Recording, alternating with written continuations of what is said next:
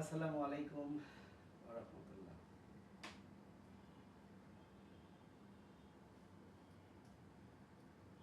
কি অবস্থা সবার?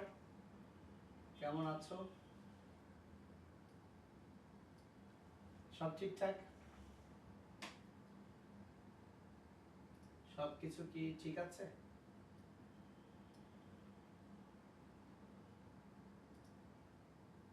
ওকে।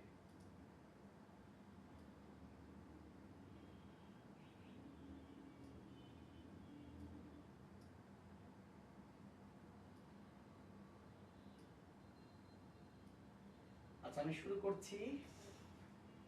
তো তার আগে বলে নেই, আজকে কিন্তু আমার যে ক্লাস,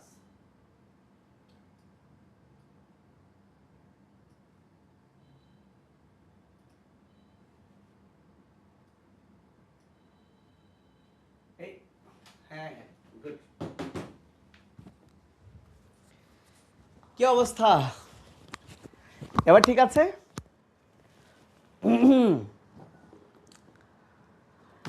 মানে আনিব আমাকে ফোন দিল কালকে। আনিব, ভাইয়া এই ক্লাস ঠিক আছে না?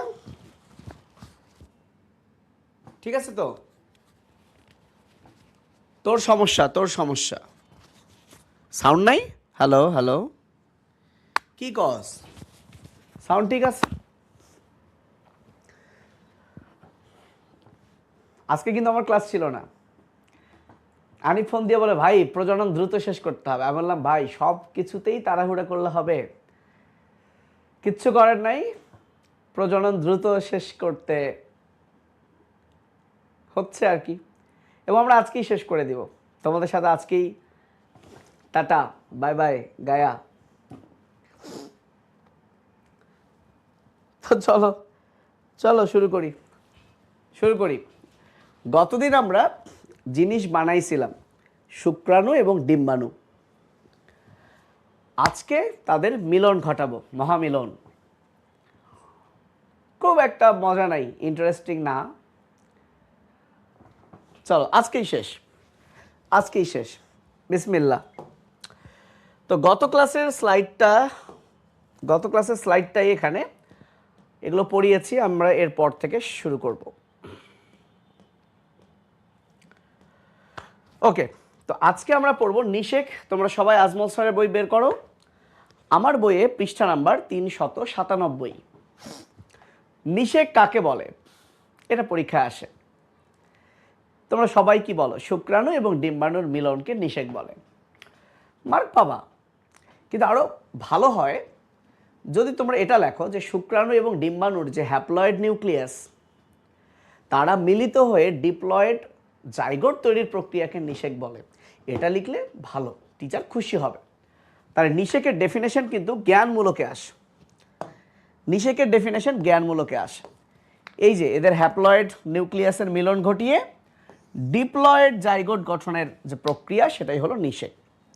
এবং আমি গত ক্লাসেই দেখাইছিলাম যে কোথায় নিষেকটা হয়। ওই যে নায়িকা কোন জায়গায় অপেক্ষা করে, মনে আছে? ফেলোপিয়ান নালীর ফোলা অংশটা অ্যাম্পুলাতে। তো সেটাই বলেছে, এটা ফেলোপিয়ান নালীতে, বা ফেলোপিয়ান নালীরই তো অপর নাম ডিম্বনালী, এর একটু ঊর্ধ্বাংশে হয়। ফাইন। গত ক্লাসে তোমাদেরকে একটা জিনিস বলছিলাম, মনে পড়ে? যে যদি তুমি সুস্থ বাচ্চা নিতে চাও, তাহলে সুস্থ বাচ্চা নিতে গেলে একটা মেয়ের জানা জরুরি যে কখন তার ডিম্বপাত হচ্ছে, ওভুলেশন হচ্ছে। কেন জানা জরুরি? এই যে দেখো শুক্রাণুগুলো স্ত্রী যৌনাঙ্গের ভিতর 3 দিন বেঁচে থাকে। তার মানে শুক্রাণুর আয়ুষ্কাল 3 দিন। তার মানে 3 দিন মানে শুক্রাণু শেষ, ইন্নালিল্লাহ। তো আয়ুষ্কাল 3 দিন হলেও নিষেক করার সক্ষমতা কিন্তু 3 দিন না, এটা আরো কম। নিষেক করতে পারবে 12 থেকে 24 ঘন্টা তার নিষেক ক্ষমতা, মানে নিষেক ক্ষমতা 2 দিন। তার মানে স্ত্রী দেহে যদি শুক্রাণু প্রবেশ করে, 2 দিন পর্যন্ত তার নিষেকের ক্ষমতা থাকবে। তাহলে ওই সময় তো স্ত্রী দেহে ডিম্বাণু থাকা লাগবে নাকি? ডিম্বাণুরও আয়ু হচ্ছে 3 দিন। দেখো দেখো ডিম্বনালীতে যে ডিম্বাণুটা অপেক্ষা করে তারও ধৈর্য কম, 3 দিন। 3 দিনের মধ্যে শুক্রাণু না আসলে ইন্নালিল্লাহ। কিন্তু এই ডিম্বাণুর আবার নিষেক ক্ষমতা আরও কম। আগে বলা ছিল বেশি, আধুনিক ধারণায় মাত্র 6 থেকে 7 ঘন্টা। তার মানে জাস্ট চিন্তা করো, একটা মেয়ের যখন ডিম্বপাত হবে এর 6 থেকে 7 ঘন্টা পর, 6 থেকে 7 ঘন্টার মধ্যেই তার নিষেক ক্ষমতা থাকবে ডিম্বাণুর। তাহলে ওই মুহূর্তেই যদি শুক্রাণু প্রবেশ না করে তাহলে বাচ্চা কেমনে হবে? তাহলে এই জন্য এই নলেজটা জানা জরুরি, এবং এটা কিন্তু তোমার বইয়ের কথা, তাই তোমাকে এটা জানতে হবে। ওকে ফাইন, গুড, এগুলো আমরা শিখেছি।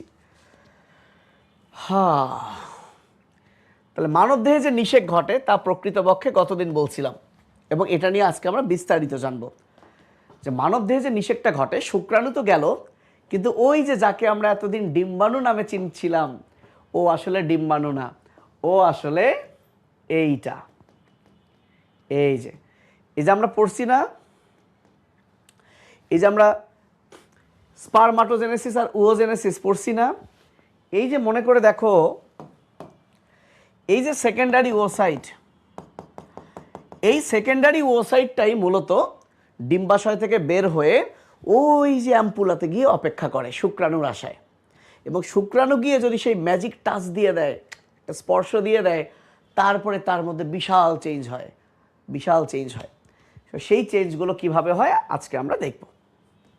চলো চলো ভাইয়া, তাহলে নিষেক প্রক্রিয়াটা কিন্তু রিটেনের জন্য আসে। তো চলো আমি একটু সুন্দর করে বোঝাই।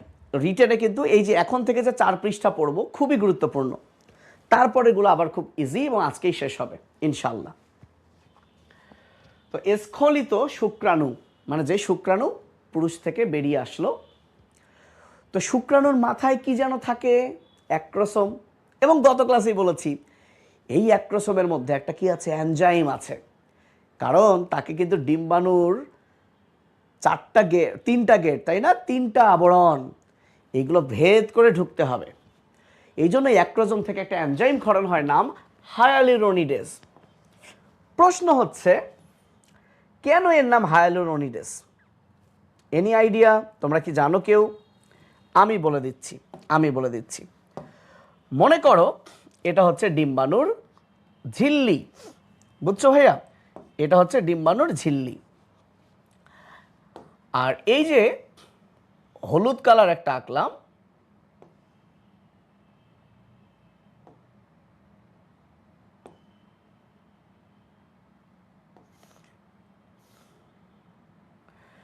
এই হলুদ কালারটা হচ্ছে, আচ্ছা থাক, এই হলুদ কালার যেটা, সেটা হলো ডিম্বাণু ঝিল্লির কি,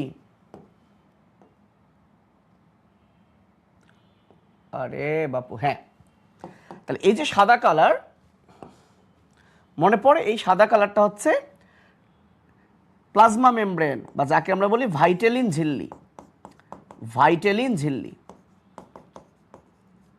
খেয়াল করো। আর ভাই, তারপর জো, তারপর কার, ভাই জো কার, তাই না?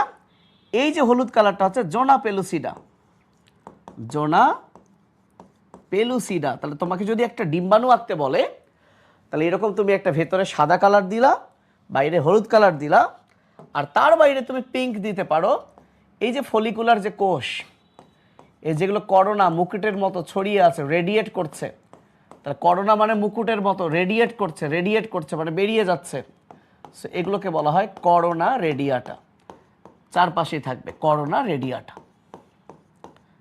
সো এগুলোকে বলা হয়, চারপাশে আছে, আমি আর আঁকলাম না, করোনা রেডিয়াটা। তাহলে একটা ডিম্বাণুর ঝিল্লি এরকম 3টা লেয়ার। তো ছেলেমেয়েরা এই যে করোনা রেডিয়াটার যে কোষগুলা, এই কোষগুলো একটা আরেকটার সাথে যুক্ত, এই কোষগুলো একটা আরেকটার সাথে যুক্ত একটা অ্যাসিড দিয়ে, এর নাম হায়ালুরোনিক অ্যাসিড। এবং এ কারণেই এই যে শুক্রাণু বাবাজি, যার মাথায় নিউক্লিয়াস আর সামনে অ্যাক্রোজোম, এটা গলা, এটা মধ্যখণ্ড, তারপরে যা আছে, এই যে শুক্রাণুর অ্যাক্রোজোম, সেই অ্যাক্রোজোম থেকে যে এনজাইমটা খরিত হয়, তার নাম হায়ালুরোনিডেজ। তাহলে কেন তার নাম হায়ালুরোনিডেজ বুঝতে পেরেছো? কারণ কারণ কি তার হায়া নাই? না, সে হায়ালুরোনিক অ্যাসিডকে গলিয়ে ফেলে। তাহলে এটা ভুলবা না। তাহলে শুক্রাণুর এই অ্যাক্রোজোম থেকে যে এনজাইমটা বেরিয়ে আসে সে কি করে, এই যে ফলিকুলার কোষগুলোর মাঝখানে যে হায়ালুরোনিক অ্যাসিড এগুলোকে গলায় দেয়, ফলে এই খোঁজগুলো নষ্ট হয়ে যায়। তার মানে এই করোনা রেডিয়াটা খসে পড়ে। তাহলে বলো, প্রথম ধাপ সাকসেসফুল, একটা লেয়ার ভাঙছি, কিন্তু নায়িকার যে যার সাথে মিলনটা ঘটবে নিউক্লিয়াস, এই যে সেকেন্ডারি ওসাইট, মনে করো এটার নামই সেকেন্ডারি ওসাইট, তার নিউক্লিয়াসটা হচ্ছে এইটা, এই যে নিউক্লিয়াস শুক্রাণুর, এই যে নিউক্লিয়াস আলটিমেটলি এই নিউক্লিয়াসের সাথে মিলিত হবে, এটাই নিষেক। তো এই জন্য দেখো প্রথম লেয়ার ডান, ভাঙ্গা ফেললো। তাহলে যেটা পরীক্ষার জন্য ইম্পর্টেন্ট সেটা হচ্ছে ডিম্বাণুর চারদিকে, দেখ ডিম্বাণুর চারদিকে যে ফলিকল কোষ, এই যে ফলিকল কোষগুলা যেসব পদার্থের সাহায্যে যুক্ত, আমি পদার্থটার নাম বইলা দিছি হায়ালুরোনিক অ্যাসিড। তো যার সাহায্যে যুক্ত থাকে এই এনজাইমটা তাকে বিগলিত করে, ফলে একটা শুক্রাণুর গমন পথ সৃষ্টি হয়। এই যে রাস্তা পেয়ে গেছে, কোটি কোটি শুক্রাণু, জাস্ট একটা নায়িকার পেছনে ভাই কোটি কোটি শুক্রাণু প্রবেশ করে। শুক্রাণুর কষ্ট দেখো, তাহলে তোমরা ছেলে মানুষের কষ্ট বুঝবা। যখন বীর্য বের হয়, বীর্যের পরিমাণ দেওয়া আছে দেখো 1.5 থেকে 4 মিলিলিটার। এই এতটুকু বীর্যের মধ্যে 4 থেকে 10 কোটি শুক্রাণু থাকে। 4 থেকে 10 কোটি শুক্রাণু যখন স্ত্রী জননাঙ্গে প্রবেশ করে, ওইখানে আছে ল্যাকটিক অ্যাসিড। এই অ্যাসিডের ক্রিয়ায় অনেকগুলো মইরা যায়। এবং চিন্তা করো, এই যে 4 থেকে 10 কোটি শুক্রাণু মধ্যে আলটিমেটলি কয়েকশো শুক্রাণু ওই ডিম্বাণুর কাছে গিয়ে তার ঝিল্লি ভেদ করার সুযোগ পায়। তাহলে একটা নায়িকার জন্য কত কোটি কোটি যাচ্ছে, আর তোরা একজনই মনে করছিস যে পেয়ে যাবি। না ভাই, অনেকজন আছে, অনেক যুদ্ধ করতে হবে, এত সহজ না। ওকে, যাই হোক, বেশি কিছু না বলি, তাকাও যা বলছিলাম। তাহলে এইটা প্রথম ধাপ। তাহলে এখন বলতো, এখন কি আছে? জোনা পেলুসিডা আছে। ওয়াও। তাহলে ডিম্বাণু এখন কোথায়? ডিম্বাণু এখন, এটা কিন্তু রিটেনে আসবে, দেখে আমি বিস্তারিত লাইন ধরে ধরে পড়াচ্ছি। ডিম্বাণুর জোনা পেলুসিডার বহির্দেশে এসে এখন ঠক এই একটা লেয়ার ভেদ করেছি। একজন না, কিন্তু কয়েকজনই জোনা পেলুসিডায় চলে আসছে। এই যে জোনা পেলুসিডা কি, এই যে সেকেন্ডারি ওসাইটের চারদিকে একটা পুরু স্তর। জোনা পেলুসিডার মধ্যে না বিভিন্ন রিসেপ্টর আছে। রিসেপ্টর মানে কি? প্রোটিন। সো লাকিলি, মানে বিষয়টা এরকম, ধর একটা বলের মধ্যে ওই বাতাস দেওয়ার জন্য একটা ফুটা আছে না ভাইয়া, যে ফুটা দিয়ে বাতাস প্রবেশ করানো হয়। সো চিন্তা কর, ওই বলের পুরাটা হলো জোনা পেলুসিডা, আর ওই যে ফুটা যেটা দিয়ে বাতাস ঢুকবে ওইটা হচ্ছে একটা রিসেপ্টর, যেটা একটা প্রোটিন। তাহলে চিন্তা কর, ওইটা তো পুরো বলের যে কোনো এক পাশে আছে। এখন লাকিলি, পুরোটাই আল্লাহর উপর আর কি, লাকিলি যে শুক্রাণু ওই ছিদ্রটা খুঁজে পাবে, মানে ওই প্রোটিনটা খুঁজে পাবে। এই শুক্রাণুর মাথায় একটা প্রোটিন আছে, এই প্রোটিন আর জোনা পেলুসিডার বাইরের প্রোটিন একটা অ্যাটাচমেন্ট হয়ে যাবে। তো এইটা এখন আসলে কে খুঁজে পাবে? সেই হচ্ছে লাকি। সো আমাদেরও জীবনে এরকম একটা লাকি মোমেন্ট আসবে। এই জন্য তুমি চাইলেই হবে না, উপর থেকে একজন তোমার আসলে লাক ফেভার করাইতে হবে আর কি, ঠিক আছে? যাই হোক, তাহলে ঘটনা কি, এই স্তরে মানে কোথায়? জোনা পেলুসিডা সেকেন্ড লেয়ারে একটা বিশেষ সংগ্রাহক প্রোটিন আছে। এই প্রোটিনে শুক্রাণুর মাথার যে ঝিল্লি, সেখানেও একটা প্রোটিন আছে। এই প্রোটিনে একটা বন্ধন সৃষ্টি হবে। ভাই যখনই বন্ধন হবে, মানে চিন্তা কর, যখনই ওর মাথাটা গিয়ে ওই প্রোটিন পাবে, হুররে, মানে এবার তো বিশাল ব্যাপার, পাইছি, ইউরেকা। সাথে সাথে সে আরেকটা এনজাইম ক্ষরণ করবে। কে? শুক্রাণু।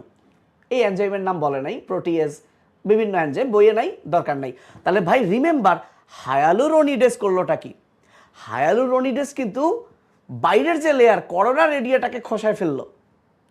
কিন্তু এইবার এমন একটা এনজাইম ক্ষরণ হবে শুক্রাণুর মাথা থেকে, এই এনজাইম এবার জোনা পেলুসিডার কি মধ্যে, জোনা পেলুসিডার যে প্রোটিন, সেই প্রোটিনগুলোকে ধ্বংস করে আর একটা রাস্তা বের করে ফেলবে। অ্যান্ড ফাইনালি এই রাস্তা ধরে এবার সে ডিম্বাণুর যে ঝিল্লি, যাকে আমরা বলি ভাইটেলিন ঝিল্লি, তার বহির্তলে এসে পৌঁছাবে। অ্যান্ড ফাইনালি কিন্তু সে ডিম্বাণুর সাইটোপ্লাজমে ঢুকে যাবে। কিন্তু দেখো এখান থেকে মেয়েদের কি একটা শিক্ষা নেওয়া উচিত। ডিম্বাণু কতটা সৎ দেখো, কতটা লয়াল দেখো, ডিম্বাণু কতটা লয়াল দেখো। ডিম্বাণু একজন নায়িকা, প্রথমে কোটি কোটি তার পেছনে ঘুরছে, কিন্তু কিছু তো আছে আগেই ইন্নালিল্লাহ। এই যে কয়েকশো শুক্রাণু ডিম্বাণুর বাইরের ঝিল্লি কিন্তু ভাঙছে। এরপরে একজন যখন ওই প্রোটিনের সাথে যুক্ত হলো জোনা পেলুসিডা, ভালো করে শুনে রাখো, সেই কিন্তু একটা এনজাইম ক্ষরণ করে একটা পথ তৈরি করে আলটিমেটলি কিন্তু ভেতরের ঝিল্লিটা ভেদ করে সাইটোপ্লাজমে ঢুকলো। ডিম্বাণু কত লয়াল দেখছো, সে তো জানে বাইরে আরো ঠক ঠক করছে, সে ইভেন এটাও চিন্তা করে নাই, এটাও চিন্তা করে নাই, ডিম্বাণু ইভেন এটাও চিন্তা করে নাই, আচ্ছা বাইরে আরো ভালো কেউ আছে কিনা, বাইরে আরো সুস্থ কেউ আছে কিনা, টাকাওয়ালা শুক্রাণু আছে কিনা, গাড়িওয়ালা শুক্রাণু আছে কিনা, চিন্তা করে নাই। আল্লাহ যারে পাঠাইছে, যারে ওই রিসেপ্টরের সাথে যুক্ত করাইছে, ওই একজন যখনই ডিম্বাণুর ভিতর প্রবেশ করেছে, ডিম্বাণু তার সব রাস্তা দরজা বন্ধ, ব্লক। এবার এই ডিম্বাণুর বাইরে, বাইরে মানে কি কর্টেক্স, এই কর্টেক্স থেকে কিছু দানা আছে, এখানে আসলে লাইসোজোম আছে। এবার ডিম্বাণু কি করলো, যেহেতু ভেতরে চলে আসছে এক মহাপুরুষ, ফাইন আল্লাহ এরই পাঠাইছে, তাহলে এ যাই হোক কানা খোড়া হ্যাংলা, আমার আর অন্য কারো দরকার নাই। এই ডিম্বাণু এবার করছে কি, ডিম্বাণুর বাইরে থেকে, বাইরে যে কর্টিক্যাল দানা, এগুলো আসলে লাইসোজোম, এগুলো আসলে লাইসোজোম। ডিম্বাণু তার এই লাইসোজোম থেকে এনজাইম ক্ষরণ করছে। এই এনজাইমের প্রভাবে জোনা পেলুসিডা আরো পুরু হয়ে গেছে, আরো পুরু হয়ে গেছে, এবং এতটাই পুরু হয়ে গেছে, পুরু তো হয়েছে কেউ যাতে আর ঠেলেও ঢুকতে না পারে, এবং ওই যে প্রোটিনগুলা যার সাথে যুক্ত হওয়ার ফলেই সে এনজাইম ক্ষরণ করতে পারে, সেই প্রোটিনগুলোকেও নষ্ট করে দিছে, যাতে অন্য কোনো শুক্রাণু ওই প্রোটিনের সাথে যুক্ত হইতেই না পারে। ভাবা যায়, ও বুঝতেছে বাইরে কত আছে, ও কিন্তু একবারও জিগায় নাই, এই তুমি কি করো, তোমার নাম কি, তোমার বাবা কি করে, তুমি কয় টাকা বেতন পাও, বলে নাই কিন্তু। সো শিখতে হবে, সব কিছু থেকেই শিখতে হবে। ছেলেরাদের স্ট্রাগলও আছে, মেয়েদের লয়ালিটিও এখানে কিন্তু বোঝা যাচ্ছে। ফলে আর কোনো শুক্রাণুই আর জোনা পেলুসিডায় যুক্ত হতে পারে না, এবং না পারার কারণে ওরা কিন্তু আর মেটার উপর কোনো রাক্ষোভ নাই, পারে নাই, আত্মহত্যা করে ইন্নালিল্লাহ। তাই এটাও শিখতে হবে যে কাউকে যদি এভাবে তুমি না পেয়েই যাও, অলরেডি বুকড, ভাই আল্লাহর রাস্তে তোর মারা যাবে না, তুই অন্য কাজ কর, আর ওকে জ্বালাস না, আর ওকে জানাস না। সো লয়ালিটি শিখতে হবে ডিম্বাণুর কাছে। ফাইন, এটা কিন্তু পরীক্ষা আসবে ভাই, পরীক্ষা লিখতে হবে।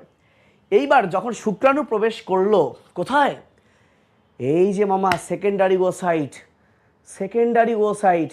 এই সেকেন্ডারি ওসাইট কি করে হয় রে, দেখ তো সেকেন্ডারি ওসাইট কি করে হয়।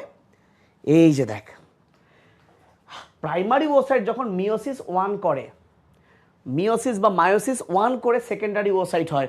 সেকেন্ডারি ওসাইট কিন্তু বাড়ি থেকে পালায় আসছিল, ডিম্বাণুও কিন্তু কম কষ্ট করে নাই, বাপ মা ফেলায় পালায় আসছে, 6-7 ঘন্টা অপেক্ষা করবে, না পেলে সেও কিন্তু আত্মহত্যা করবে, একজনের জন্যই অপেক্ষা করছিল অ্যাম্পুলায়। এবং কার জন্য অপেক্ষা করছিল, যে একটা শুক্রাণু তার সাইটোপ্লাজমে চলে আসবে, এবং যখনই সাইটোপ্লাজমে আসবে তখনই সে নিয়াত করছে যে কেউ একজন আমার ঘরে আসবে, তারপরে আমি চেঞ্জ হব, তার আগে আমি চেঞ্জ হব না, মরবো, আসলেই আমি চেঞ্জ হব। এই যে শুক্রাণু ঢুকে গেছে, শুক্রাণু যখন সাইটোপ্লাজমে ঢুকে গেল, এবার এই সেকেন্ডারি ওসাইট সে একটা উদ্দীপ্ত হলো, স্টিমুলেশন পেলো, তুমি এসেছো, তাহলে আমি এখন সেকেন্ড মিওসিস বিভাজন করে ফেললাম।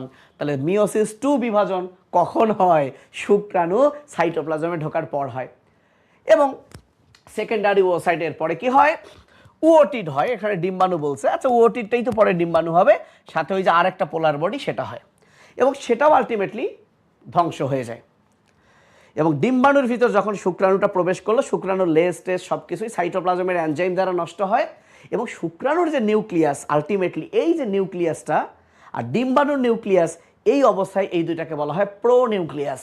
কি নিউক্লিয়াস? প্রো মানে কি, এটা প্রো লেভেলে না, প্রো মানে একটু আদি টাইপের বলে, সেটা প্রো নিউক্লিয়াস। যেহেতু দুইজন, তাহলে নিউক্লিয়াসের বহু বচন নিউক্লিয়াই। এবার এই দুইটা নিউক্লিয়াস যখনই মিলিত হয় তৈরি হয় জাইগোট এবং নিষেক। তার মানে নিষেক ব্যাপারটা সিম্পল। এখানে সামারি যদি করি, প্রথমে শুক্রাণুর অ্যাক্রোজোম থেকে খরিত হয় হায়ালুরোনিডেস, এটা অ্যাক্রোজোম থেকে, যেটা ডিম্বাণুর বাইরের লেয়ারটা করোনা রেডিয়াটাকে খসে ফেলে। তারপর ডিম্বাণু সেই ম্যাজিক টাচ দেয় কোথায়? জোনা পেলুসিডায়। এবং জোনা পেলুসিডার ওই যে দরজা, ওই যে ফুটবলের যে পাম্প করার ছিদ্র, ওই রকম একটা প্রোটিনের সাথে যখনই টাচ হয় ডিম্বাণু, শুক্রাণু তো পুরাই হারে পেয়ে গেছি আমি, সাথে সাথে শুক্রাণু আর একটা এনজাইম ক্ষরণ করে ছিদ্র করে ভিতরে ঢুকে। তারপর ডিম্বাণুও বলে না আর কাউরে আসতে দিব না, এটা শুধুমাত্র এরই প্রাপ্য। তারপরে তো ডিম্বাণু কি করলো, তার বাইরে যে কর্টিক্যাল দানা যেগুলো লাইসোজোম, সেইখান থেকে এনজাইম ক্ষরণ করে। সেই এনজাইমের প্রভাবে পুরো প্রাচীরটা পুরু হয়ে যায়, প্রোটিনটাও নষ্ট হয়ে যায়, মানে ছিদ্র আর থাকে না, ফলে অন্য কোনো শুক্রাণু আর প্রবেশ করতে পারে না। এবং যখন শুক্রাণু সাইটোপ্লাজমে ঢুকলো সেকেন্ডারি ওসাইট, তখন সেকেন্ডারি ওসাইটের তখন কিন্তু মিওসিস টু হলো, হয়ে গেল ডিম্বাণু এবং পোলার বডি। তারপর দুইজনের নিউক্লিয়াস, এটাকে বলে প্রো নিউক্লিয়াই, মিলিত হলো, জাইগোট হলো। এই হচ্ছে নিষেক, এই হচ্ছে নিষেক। এখন নিষেকের গুরুত্ব রিডিং দিবা, এটা দুনিয়ার সবাই জানে। নিষেক হলে জাইগোট হয়, জাইগোট থেকে নতুন বাচ্চা হয়। তাহলে নিষেক হলো দেখে কি বাচ্চার মধ্যে ক্রোমোজোম যে ডিপ্লয়েড, সেই অবস্থাটা ফিরে আসে। সো একবার রিডিং দিয়ে দিবা। এবার আসে ইমপ্লান্টেশন, ভেরি ভেরি ইম্পর্টেন্ট, মূলত এমসিকিউর জন্য ইম্পর্টেন্ট। ইমপ্লান্টেশন মানে কি? তাহলে নিষেকটা হয় কোথায় বাবু?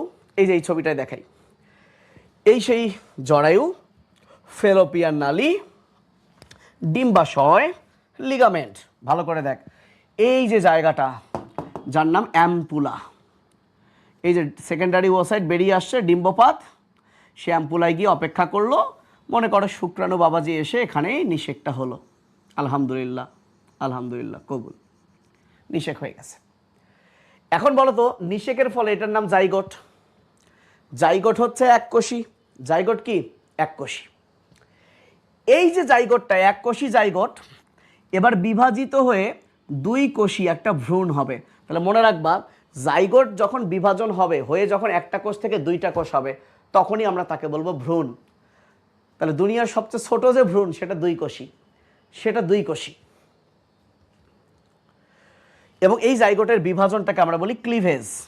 তাহলে এই যে দেখো দুইটা কোষ হয়েছে, এই দুইটা কোষ আবার বিভাজিত হয়ে এবার চারটা কোষ হয়েছে। এই যে উপরে এগুলো বড় করে দেখাচ্ছে, এই যে চারটা কোষ হয়েছে। সেই চারটা কোষ আবার বিভাজিত হয়ে এখানে আটটা কোষ হয়েছে। এই আটটা কোষ আবার বিভাজন হয়ে এখানে 16টা কোষ হয়েছে। গুণে দেখো 16টা কোষ হয়েছে। তো যখন এই 16টা কোষের একটা গুচ্ছে পরিণত হয়, এর নাম মরুলা, এর নাম মরুলা। দেখি কে পারে, আমি খুব খুশি হব, খুব খুশি হব। মরুলা মানে হচ্ছে কি জানো? মালবেরি, তুতফল। মরুলা মানেই তুতফল, তুতফলের গুচ্ছ ওই রকম লাগে দেখতে। তো প্রশ্ন হচ্ছে, আমি একটা মনে করো এই যে এটার নাম তো মরুলা, এই জিনিসটাকে আমি এ দিয়ে মার্কিং করলাম। আমার প্রশ্ন, উদ্দীপকের এ চিহ্নিত অংশটির নাম কি? বুঝছো এ চিহ্নিত কোনটা? হ্যাঁ এই যে এইটা, এটা কমেন্ট করো তো ভাইয়া, উদ্দীপকের এ চিহ্নিত অংশটার নাম কি? কমেন্ট করো।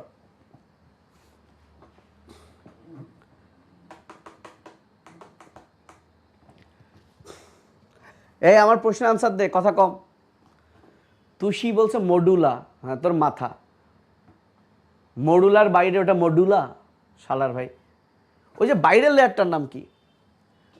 ব্লাস্টোমিয়ার। তানিয়া বুঝে নাই, ইফতেখার বলছে জানি না, সামিউর বলছে রাইট, কিন্তু বানান ভুল, বানান ভুল। জোনা পেলুসিডা, আরে এই জিনিসটা তো আসলে ডিম্বাণুই ছিল। শুক্রাণু তো এই জোনা পেলুসিডা, বাইরের যে করোনা রেডিয়াটা এগুলো তো খসে পড়ছে, কিন্তু জোনা পেলুসিডাকে ফুটা করেই ঢুকলো না, জোনা পেলুসিডাকে ফুটা করেই তো ঢুকলো। তাহলে জোনা পেলুসিডার মধ্যে কিন্তু ফুটা ছিল, পরে তো সেই ছিদ্র টিদ্রগুলো নষ্ট করে দিল, আরও এটাকে পুরু করলো। তাহলে এটা তো জোনা পেলুসিডা, রিমেম্বার এই বাইরের এটা লেয়ার জোনা পেলুসিডা। আচ্ছা, এখন মনে রাখবি এভাবে, তাহলে মডুলা হচ্ছে কোষের গুচ্ছ, নিরেট, যার ভেতর কোনো ফাঁপা নাই, একদম নিরেট গুচ্ছ। এবং এভাবে মনে রাখার সুবিধা যে যখন এই মডুলাটা ব্লাস্ট হয়ে যাবে, ব্লাস্ট মানে একটু ফেটে যাবে, আসলে ফেটে যায় না, ওইভাবে নাম আসে নাই, বাট মনে রাখার জন্য যে যখন এই মডুলাটা ব্লাস্ট হয়ে যাবে, মানে ভেতরে একটু ব্লাস্ট ফাঁকা জায়গা তৈরি হবে, তখন এর নাম হবে ব্লাস্টুলা। এই ব্লাস্টোসিস্টকেই আমরা বলি ব্লাস্টুলা, এই ব্লাস্টোসিস্টকেই আমরা বলি ব্লাস্টুলা। এবং এই সেই বিখ্যাত ব্লাস্টুলা, যখন এই ব্লাস্টুলা তৈরি হবে, তৈরি হওয়ার পর এই সেই ব্লাস্টুলা বা ব্লাস্টোসিস্ট সে কি করবে, এই যে জরায়ুর যে তিনটা লেয়ার, পেরিমেট্রিয়াম, মাঝে মায়োমেট্রিয়াম, ভেতরে যে অ্যান্ডোমেট্রিয়াম, এই সেই ব্লাস্টুলা গিয়ে অ্যান্ডোমেট্রিয়ামে ঢুকে যাবে। তো যখন ব্লাস্টুলা বা ব্লাস্টোসিস্ট এটা যখন অ্যান্ডোমেট্রিয়ামে প্রবেশ করবে, এই প্রক্রিয়াটার নামই হলো ইমপ্লান্টেশন বা গর্ভধারণ। তাহলে ইমপ্লান্টেশনের ডেফিনেশনটা জ্ঞানমূলকে আসবে। তাহলে ইমপ্লান্টেশন কি হয়, নিষেকের একটা নির্দিষ্ট সময় পর হয়, সময়টা হলো 6 থেকে 9 দিন, 6-9 করবা না, ঠিক আছে? তাহলে নিষেকের 6 থেকে 9 দিন পর ব্লাস্টুলা বা ব্লাস্টোসিস্ট জরায়ুর অ্যান্ডোমেট্রিয়ামে প্রথিত হওয়া মানে যে ভেতরে প্রবেশ করা, প্রথিত হওয়াকেই বলে ইমপ্লান্টেশন। ডেফিনেশনটা কিন্তু জ্ঞানমূলকে আসবে। তাহলে বল ইমপ্লান্টেশন কি? নিষেকের 6 থেকে 9 দিন পর বা 9 দিনের মধ্যে যে প্রক্রিয়ায় ব্লাস্টোসিস্টটা জরায়ুর কোথায়, অ্যান্ডোমেট্রিয়ামে গিয়ে কি হয়, এর অন্তর্গাত্রে বা অ্যান্ডোমেট্রিয়ামে প্রথিত হয় বা সংস্থাপিত হয়, তাকেই বলা হয় ইমপ্লান্টেশন। জাস্ট এই ডেফিনেশনটা ভালো করে পড়বি। আর জাইগোটের বিভাজনকে কি বলে? ক্লিভেজ। এবার আয়, তো এই ব্লাস্টোসিস্ট যেটা অ্যান্ডোমেট্রিয়ামে ঢুকে গেল, এখানে 100টার মতো কোষ থাকে। আর মিয়ার শব্দের অর্থ অংশ, এই প্রতিটা কোষকে বলা হয় ব্লাস্টোমিয়ার। যেমন ভাইরাসে পড়েছিস, ক্যাপসিডের অংশ কি? ক্যাপসোমিয়ার। তাহলে এই ব্লাস্টুলার প্রতিটা কোষকে বলে ব্লাস্টোমিয়ার। তবে জেনে রাখা ভালো, এই যেটা ব্লাস্টোমিয়ার, ঠিক আছে, যেটা ব্লাস্টোমিয়ার, এই যে কোষ দিয়ে যেটা, এই ব্লাস্টোমিয়ার, এটা তো ব্লাস্টোমিয়ার। এই ব্লাস্টোমিয়ারের যে প্রাচীর, এই প্রাচীরটাকে বলে ট্রোফোব্লাস্ট, এটাকে বলে ট্রোফোব্লাস্ট। কিন্তু এর বাইরে কিন্তু জোনা পেলুসিডা আছেই, ঠিক আছে? কিন্তু এই ব্লাস্টুলার যে প্রাচীর, তার নাম কি? ট্রোফোব্লাস্ট। তো যেটা বলছে, ব্লাস্টোসিস্টটা যখনই জরায়ুতে আসে, এই যে ট্রোফোব্লাস্ট লেয়ার, এটা অদৃশ্য হয়ে যায়।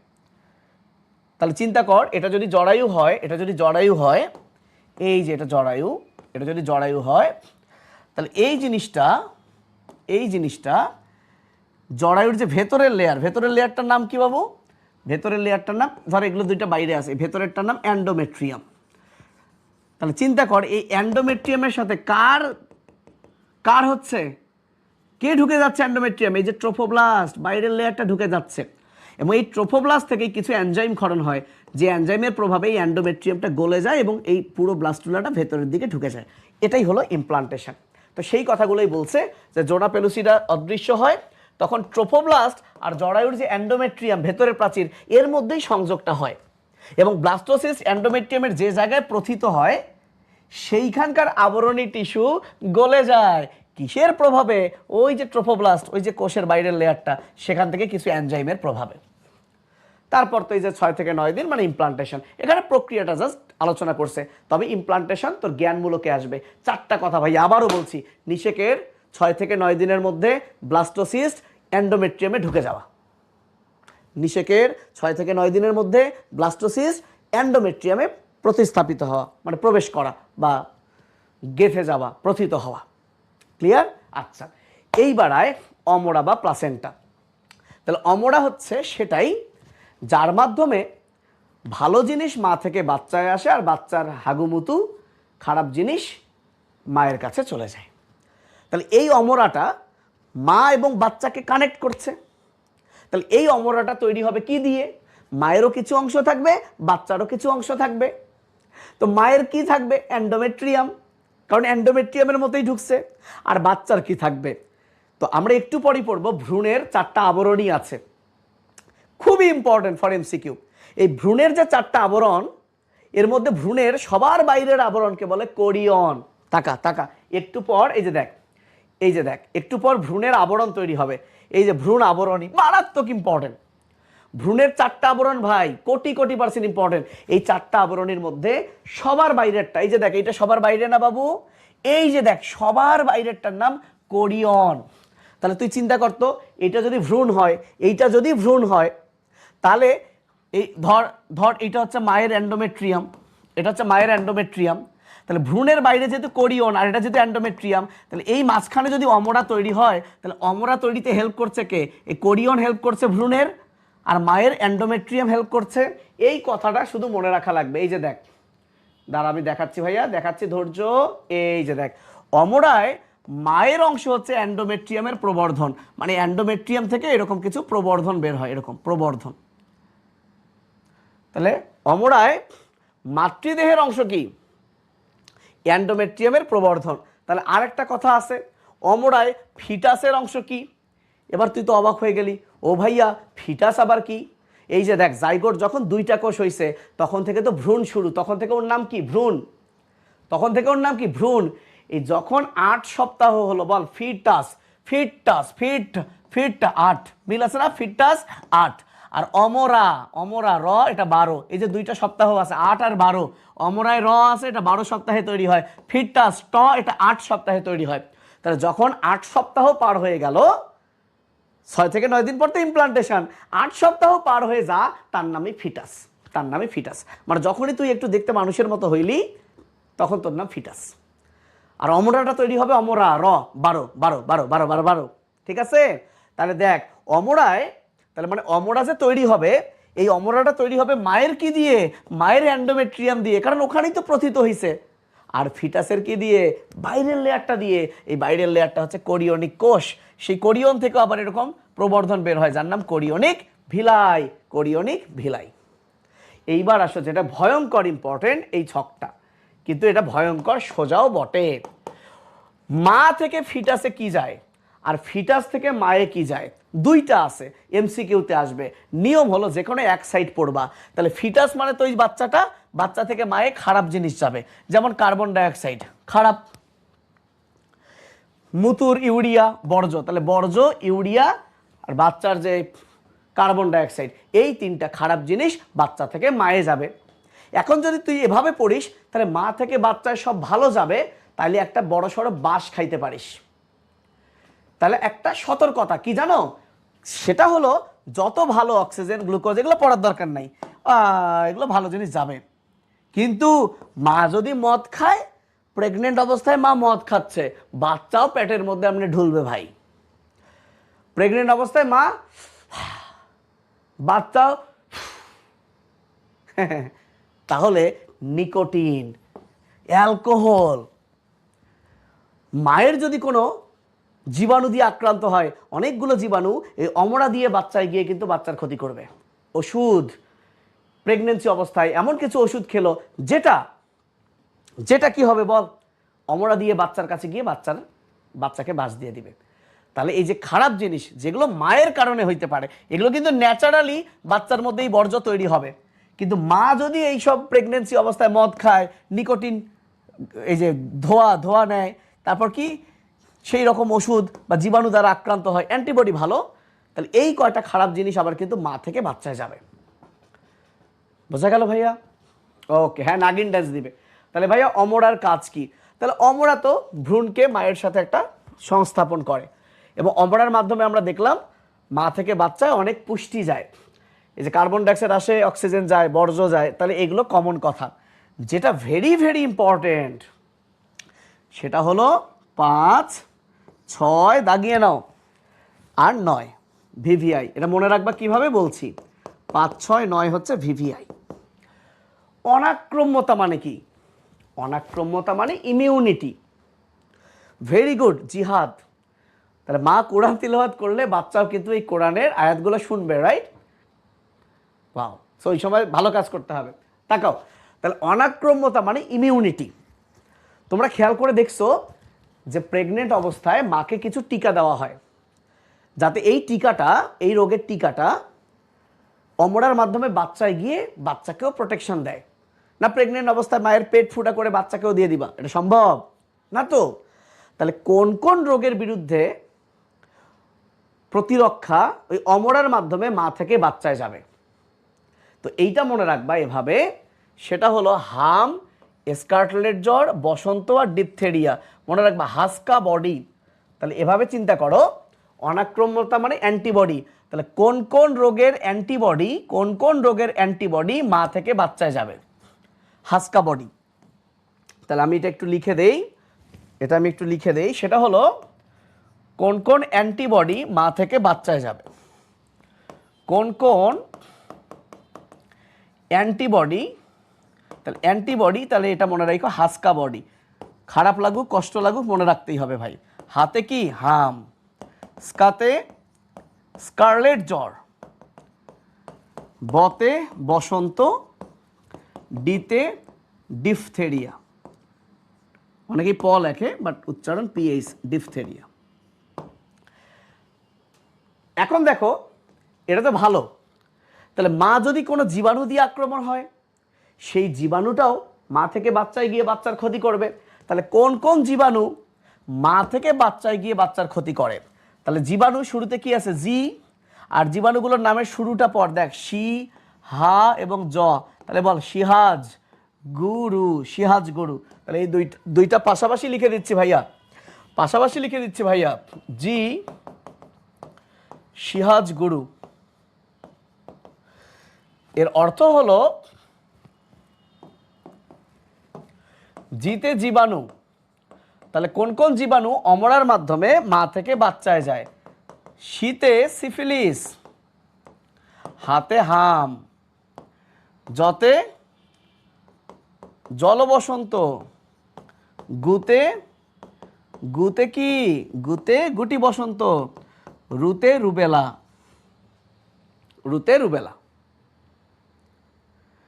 ঠিক আছে ভাইয়া, জি সিহাজ গুরু। তাহলে খুবই ইম্পর্টেন্ট।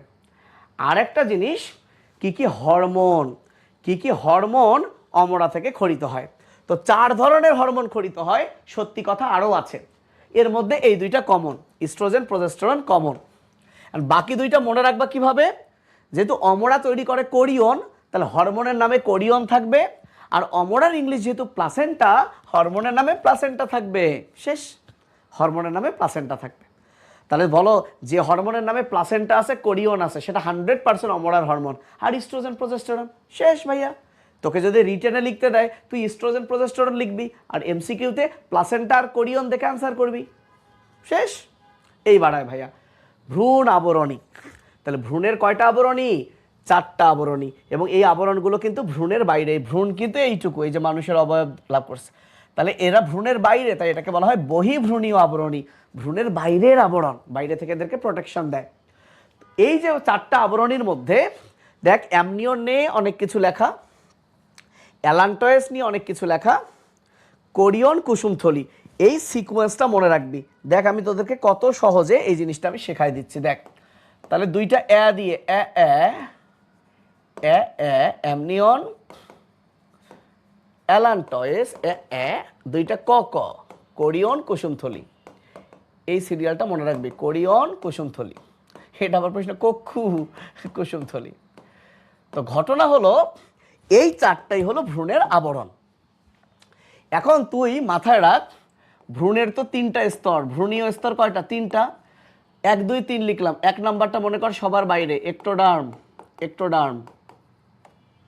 2 নাম্বারটা মেসোডার্ম, আর 3 নাম্বারটা এন্ডোডার্ম। মানে যার নাম্বার দিয়ে লিখলাম। এখন অ্যামনিয়ন, এই যে আবরণগুলো কোত্থেকে তৈরি হয়? দেখ তোর বইয়ে লেখা আছে, ভালো করে দেখ, সহজ হয়ে যাবে ইনশাল্লাহ আজকের পর। এই যে দেখ লেখা আছে, অ্যামনিয়ন তৈরি হয় একটোডার্ম আর মেসোডার্মের অংশগ্রহণে। আবার দেখ অ্যালান্টয়েস তৈরি হয় মেসোডার্ম ও এন্ডোডার্ম। তো তুই এটা এখন এভাবে মনে রাখ, আমার সাথে বল, 1, 2, 2, 3, 1, 2, 2, 3।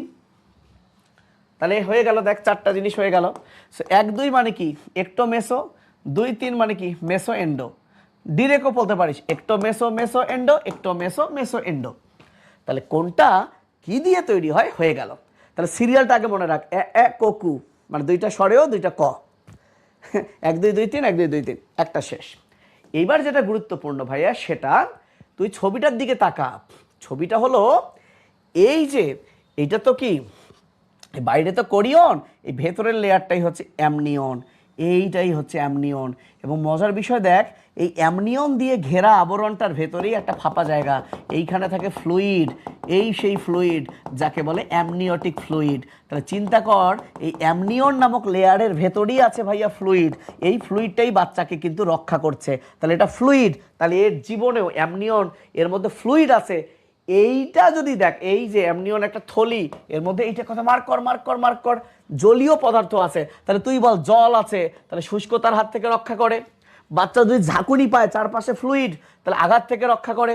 এই ফ্লুইডের মধ্যে অঙ্গ প্রত্যঙ্গের সুষ্ঠু বিকাশ হয়, এবং ফ্লুইড তরলে পূর্ণ হওয়ায় বাইরে থেকে চাপ যদি আসে, চাপটা সমানভাবে ছড়িয়ে যায়। তাহলে অ্যামনিয়ন থেকে ভাইয়া কিছু মনে রাখিস আর না রাখিস, কি মনে রাখবি?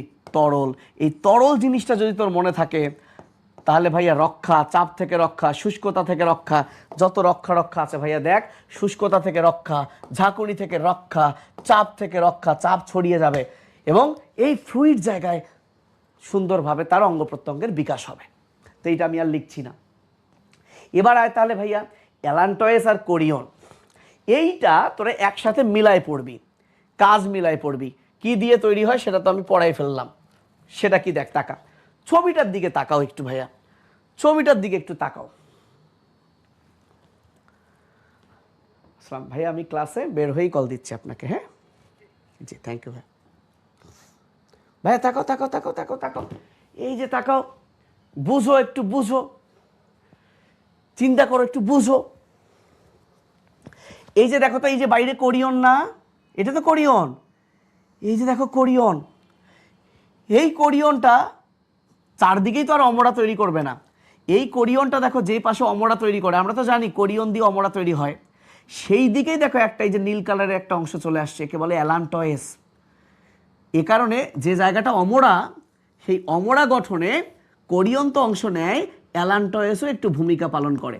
তাহলে মনে রাখবা, এই মাঝের দুইটা, ভাইয়া ভাইয়া ভাইয়া দেখো আমি সাজাই দিচ্ছি, এই জিনিসটা সাজাই দিচ্ছি, এই যে দেখো এই দুইটা অমরা বা প্লাসেন্টা গঠন করে। প্লাসেন্টা মানেই অমরা। যদি এইটুকু মনে রাখতে পারিস, এই দুইটার কাজ সেম, দুইটার কাজ সেম। দেখ দেখ দেখ দেখ দেখ, তুই বল, তুই বল, অমরা গঠন করে অ্যালান্টয়েস আর কোরিয়ন মিলে। তাহলে দেখ, কোরিয়নের কাজ অমরা গঠন করে, আর অমরার কাজ কি? অমরার মাধ্যমে গ্যাস বিনিময় হয়, শ্বসন, বর্জ্য ত্যাগ হয়, রেচন, এই যে শ্বসন, বিভিন্ন পুষ্টি পায়, শেষ কাজ। সর্বশেষ কুসুমথলি, ভয়ঙ্কর ইম্পর্টেন্ট। এই সেই কুসুমথলি যেখান থেকে তৈরি হয় স্টেম কোষ, যে স্টেম কোষ থেকে তৈরি হয় রক্তকণিকা এবং লিম্ফয়েড অর্গান। তোমরা যখন রক্ত চ্যাপ্টারটা পড়ছো, তখন দেখবা লেখা আছে রক্ত ভ্রূণের প্রাথমিক অবস্থায় কুসুমথলি থেকে তৈরি হয়। তাহলে এই কুসুমথলি থেকে কি উৎপত্তি হয়? Stem cell. তাহলে স্টেম কোষ তৈরি হয়, যেই স্টেম কোষ থেকে রক্তকণিকা তৈরি হয়। তাহলে ভ্রূণীয় অবস্থায় সর্বপ্রথম রক্তকণিকা তৈরি হয় কুসুমথলি থেকে, তারপরে যকৃত থেকে, আর জন্মের পর তো হাড্ডির ভেতর বোন ম্যারো, অস্থিমজ্জা থেকে, অস্থিমজ্জা থেকে। ঠিক আছে, রক্তকণিকা তৈরি হয়। তাহলে এইটা মারাত্মক ইম্পর্টেন্ট, ভ্রূণীয় আবরণী। এখন আসো মানব ভ্রূণের পরিস্ফুটন, অর্থাৎ মানব ভ্রূণটা কিভাবে ধীরে ধীরে বড় হয়। অনেকটাই তুমি জানো, দেখো কি কি জানো। প্রথমে তুমি জানো জাইগোটের এই যে মাইটোসিস বিভাজনকে বলা হয় ক্লিভেজ, এবং ক্লিভেজ প্রক্রিয়ায় জাইগোটটা যেহেতু সমানভাবে ভেদ হয়, তাই এটাকে বলে সমভেদ, মানে সমানভাবে ভেদ হয়েছে। এবং আমরা জানি ক্লিভেজের ফলে যে কোষগুলো তৈরি হয়, এই প্রতিটা কোষকে আমরা কি বলি? প্রতিটা কোষকে বলি ব্লাস্টোমিয়ার। এবং যখন এটা নিরেট থাকে তার নাম মরুলা, আর যখন ব্লাস্ট হয়ে যায়, ভেতরটা ফাঁপা হয়ে যায়, ফাঁপা হয়ে গেলে নাম হয় ব্লাস্টুলা। এবং এই ব্লাস্টুলার প্রাচীরকে আমরা বলেছিলাম ট্রোফোব্লাস্ট। আবার ডার্ম মানেও যেহেতু ত্বক, একে ব্লাস্টোডার্মও বলে। তবে ভেতরটা যে ফাঁপা, ফাঁপা মানে গহ্বর, আর গহ্বর মানে সিল, ওই যে সিলম পড়ছো, তখন এটাকে আমরা বলবো, এই গহ্বরটাকে বলবো ব্লাস্টোসিল, গহ্বরটাকে বলবো ব্লাস্টোসিল, ব্লাস্টোসিল। এবং রিমেম্বার, যখনই ব্লাস্টুলা হয় তখনই ক্লিভেজ শেষ। তাহলে জাইগোট যে বিভাজন হলো ক্লিভেজ, এই বিভাজনটা কখন শেষ হবে? যখন ব্লাস্টুলা হবে। যখন কি হবে? ব্লাস্টুলা। এইবার একটা গুরুত্বপূর্ণ জিনিস, ব্লাস্টুলার ছবিটা কেমন ছিল? এই যে মনে করো ব্লাস্টুলা। আচ্ছা আমি এইখানে আঁকি। এই যে মনে করো ব্লাস্টুলা। এই ব্লাস্টুলার মধ্যে এটা তো ব্লাস্টোডার্ম বা ট্রোফোব্লাস্ট, এবং এর ভেতরে কি এই যে কোষগুলো তো আছে, আর এই যে ভেতরটা ফাঁপা, এটা হচ্ছে ব্লাস্টোসিল।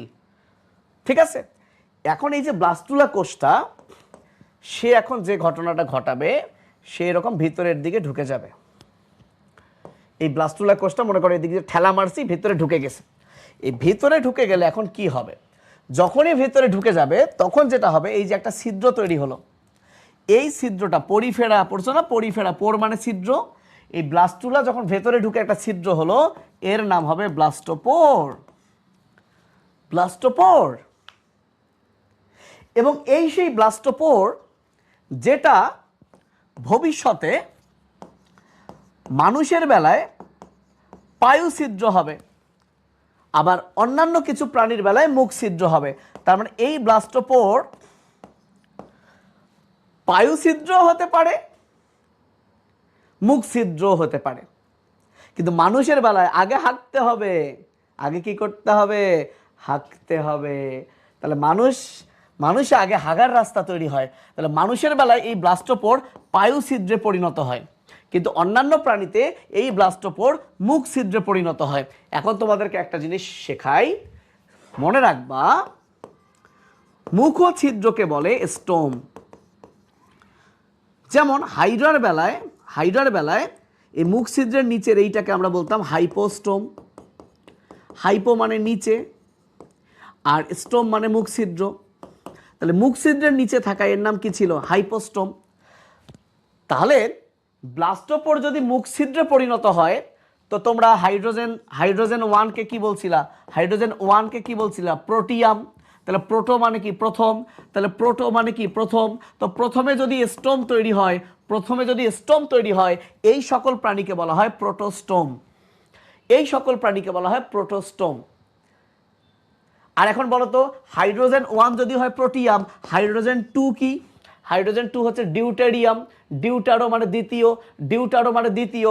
তাহলে মানুষের বেলায় এই ছিদ্রটা আগে হাগার ছিদ্র তৈরি হবে, আর ধীরে ধীরে এইটা যখন আরো বড় হবে, যখন এটা আরো এরকম বৃদ্ধি পাবে, এইখানে হবে মুখ ছিদ্র।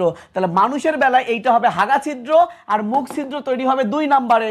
যেহেতু মানুষের বেলায় 2 নম্বরে, ডিউটারো মানে 2, স্টোম মানে মুখ ছিদ্র, মানুষের বেলায় যেহেতু 2 নম্বরে স্টোম মুখ ছিদ্র তৈরি হবে, মানুষকে বলে ডিউটারোস্টোম। তাহলে আজ থেকে মনে রাখিস, মানুষ হচ্ছে ডিউটারোস্টোম। আর কিছু নিম্ন শ্রেণীর প্রাণী, এরা হচ্ছে প্রোটোস্টোম।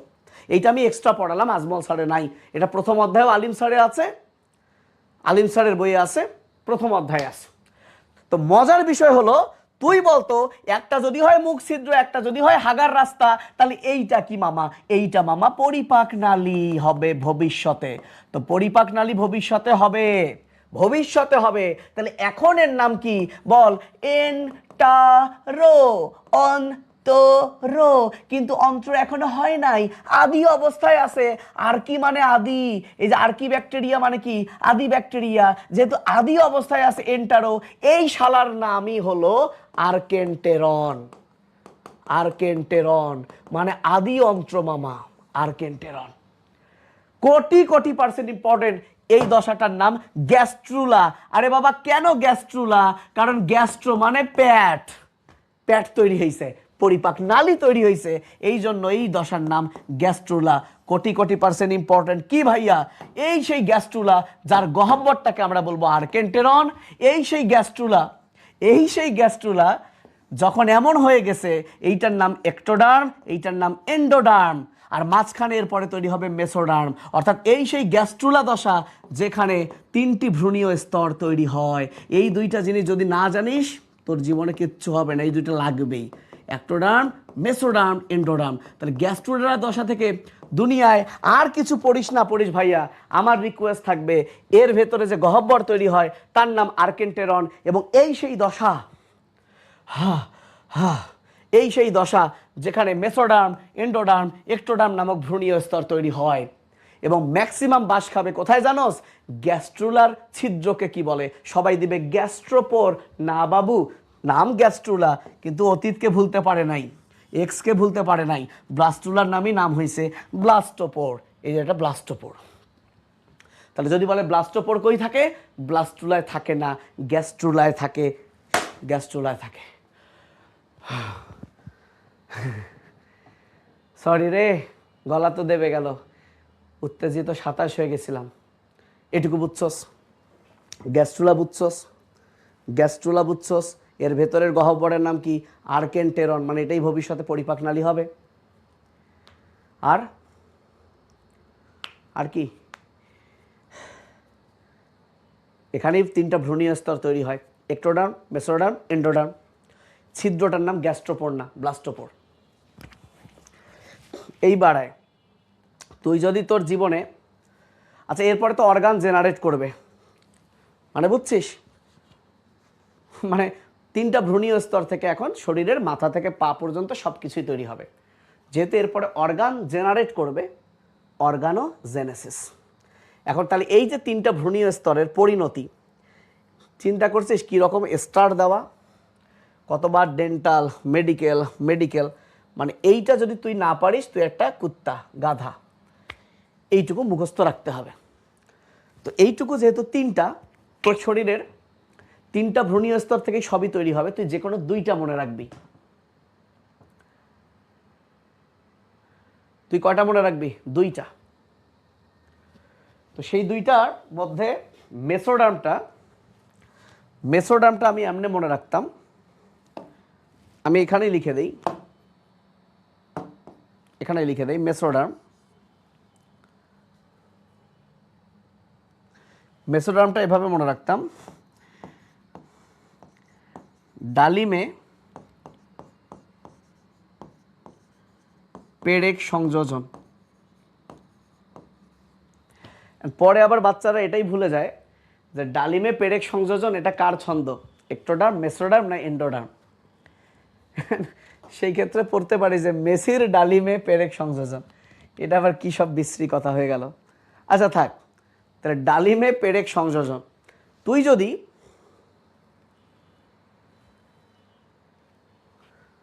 যদি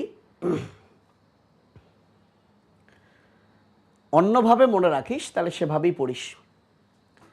আমরা ধীরে ধীরে শেষের পথে চলে আসছি। সো আমি একটু বলে দিই ডতে কি। এই যে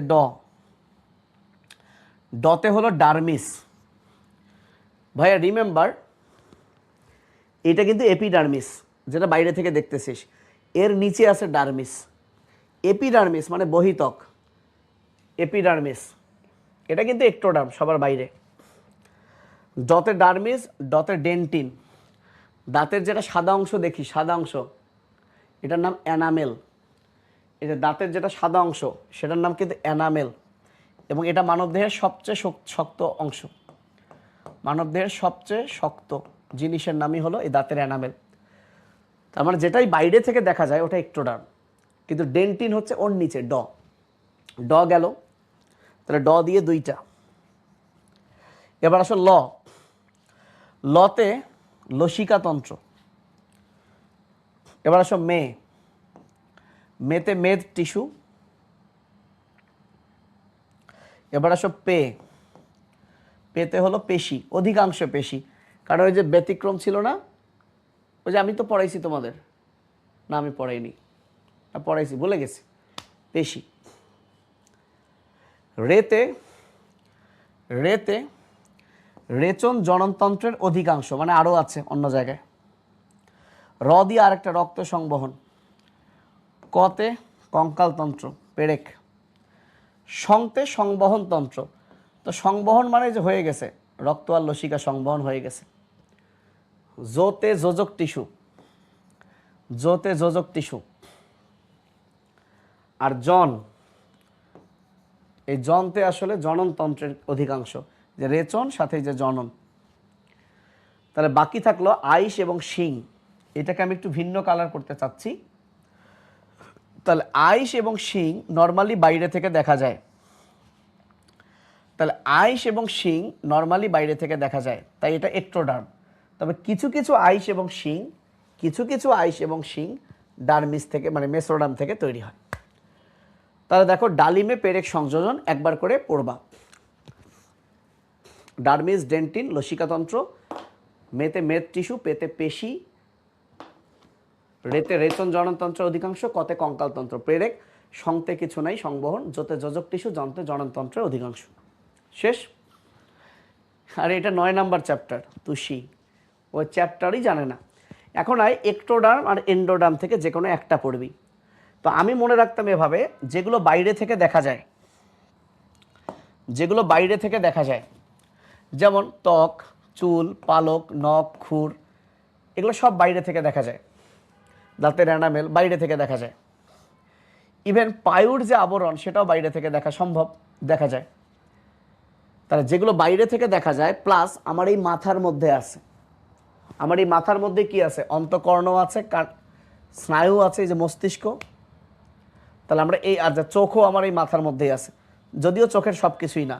তাহলে একটোডার্ম মনে রাখবো আমরা বাইরে থেকে দেখা যায় প্লাস মাথার মধ্যে প্রায় অধিকাংশই, বিশেষ করে চোখ, অন্তঃকর্ণ আর স্নায়ুতন্ত্র। ঠিক আছে, তাহলে বাদ বাকি সব হলো এন্ডোডার্ম, বাদ বাকি সব হলো এন্ডোডার্ম। যেহেতু এখানে রেচন জননতন্ত্রের অধিকাংশ ছিল, এখানে কিছু অংশ একবার দেখতে পারিস। বিশেষ করে বিভিন্ন গ্রন্থি, থাইরয়েড, থাইমাস, যকৃত, অগ্নাশয়, এগুলো সব গ্রন্থি। এই যে গ্রন্থি, বিভিন্ন গ্রন্থি, সাথে একটা বিখ্যাত তন্ত্র শ্বসন তন্ত্র হচ্ছে এন্ডোডার্ম। তাহলে তোমরা এই দুইটা একটু ভালো করে তছনছ করে পড়বা। চলো পরের পেজে যাই। কে কে এইটা মুখস্থ রাখছো? এই যে যখন আমরা প্রথম সপ্তাহে ছিলাম আমাদের কি তৈরি হয়েছিল, দ্বিতীয় সপ্তাহে কি, এই পুরো চার্ট কার কার মনে আছে বলো?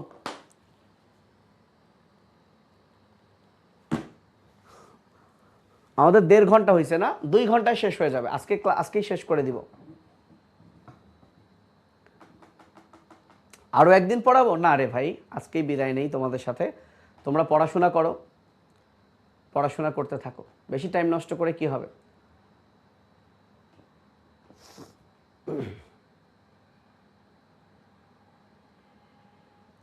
তোমাদের আছে মনে?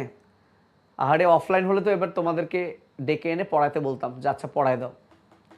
আচ্ছা কোনটুকু মনে রাখবা আমার সাথে বলো, দেখবা মনে থাকবে। প্রথমে দেখো 1 থেকে 7 পর্যন্ত, জুম করছি একটু পর।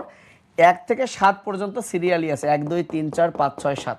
তাহলে এই 7টা সিরিয়ালি কি হচ্ছে নিজে একবার ভাবো যে তোমার জীবনে কি কি হচ্ছে। তাহলে প্রথম সপ্তাহ মানে 7 দিন পর্যন্ত।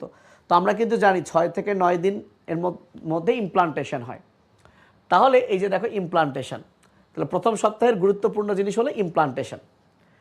তুমি বলো তো ইমপ্লান্টেশনের পর কি হলো? ইমপ্লান্টেশন তো হলো ব্লাস্টুলা, আর ব্লাস্টুলার পরের দশা কি? গ্যাস্ট্রুলা। আর গ্যাস্ট্রুলা দশায় কি তৈরি হয়? একটোডার্ম, মেসোডার্ম, এন্ডোডার্ম, ভ্রূণ স্তর তৈরি হয়।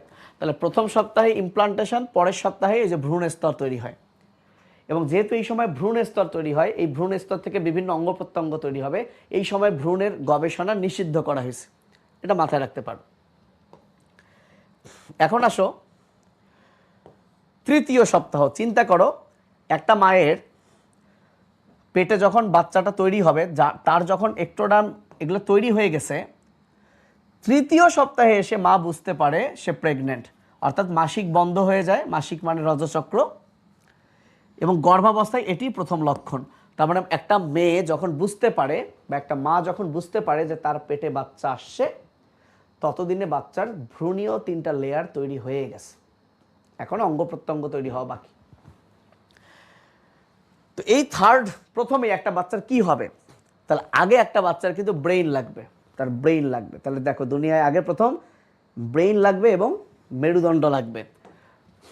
এই জন্য এই দুইটা সবার থাকা উচিত। পৃথিবীতে সকল মানুষের 2টা জিনিস থাকা উচিত, একটা তার মেরুদণ্ড থাকা উচিত, মেরুদণ্ড তো সবারই আছে, এই মেরুদণ্ড সেই মেরুদণ্ড। আর একটা হচ্ছে তার মস্তিষ্ক থাকা উচিত, ব্রেইন থাকা উচিত। এটাও হাসবা ভাই, ব্রেইন তো সবারই আছে। সো আশা করি বুঝতে পারছো, আমরা বলি না এর তো মেরুদণ্ডই নাই, এর তো ব্রেইনই নাই। তার মানে আমাদের জীবনে সবার আগে তৈরি হয় কি? এই 2টা, এবং ব্রেইনের সাথে সুষুম্না স্নায়ু। তারপর তৈরি হবে হার্ট, হৃদয়। তোর যদি মেরুদণ্ডই না থাকে, তোর যদি ব্রেইনই না থাকে, তুই হৃদয় দিয়ে যতই ভালোবাসিস সেটা লাভ হবে না। আগে এই দুইটা থাকতে হবে, তারপর মানুষকে ভালোবাস, মানুষ তখন তোকেও ভালোবাসবে। যখন দেখবে তোর ব্রেইন নাই, মেরুদণ্ড নাই, ও ভালোবাসা বেশি দিন থাকবে না। আগে ব্রেইন, দেন ব্রেইন, মেরুদণ্ড, তারপর তোমার হৃদয় তৈরি হবে। ঠিক আছে? আগে ভালোবাসা কি করবি? আসল দুইটা জিনিস থাকা লাগবে আগে। সো হৃদয় থেকে শুরু করে রক্ত রিলেটেড বিষয়। এইবার তোর হাত পা তৈরি হবে। যখন তোকে কেউ ভালোবেসে ফেললো, ওকে, ভালোবাসা, হাত পা, তার কাছে ছুটে যাওয়ার জন্য পা, তাকে জড়িয়ে ধরার জন্য হাত। সেটা হতে পারে বড় ভাই, ভালোবাসা মানে কি বাবা মা, যে কোনো ভালোবাসা, রাইট? তারপরে হাত পা তৈরি হবে। হৃদয়ের পর হাত পা, হাত পা, পদকুড়ি।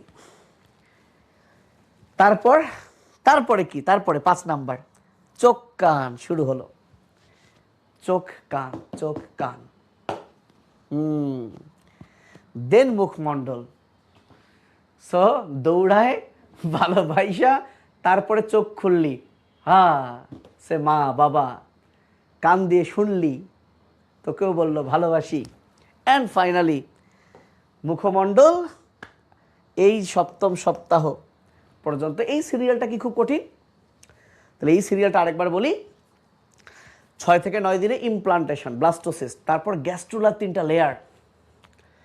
এই 3টা লেয়ারের পর মা বুঝতে পারে সে প্রেগনেন্ট, মাসিক বন্ধ, এবং এই 3rd উইকেই প্রথম যে 2টা মস্তিষ্ক এবং মেরুদণ্ড, ব্রেইন আর মেরুদণ্ড, তারপর হৃদয় 4th উইকে।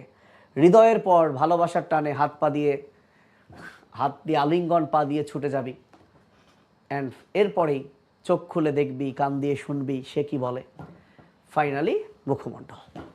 এই 7টা তো ক্লিয়ার ভাইয়া? আচ্ছা, ওকে। 12 সপ্তাহে অমরা মনে আছে? 20, 24 খুলতে পারে, এগুলো খুব একটা ইম্পর্টেন্ট না। ফাইনালি তাহলে কত সপ্তাহ অবস্থান করে মায়ের পেটে? 38 সপ্তাহ। তাহলে 9 মাসে বা 38 সপ্তাহে শিশু জন্মগ্রহণ করে।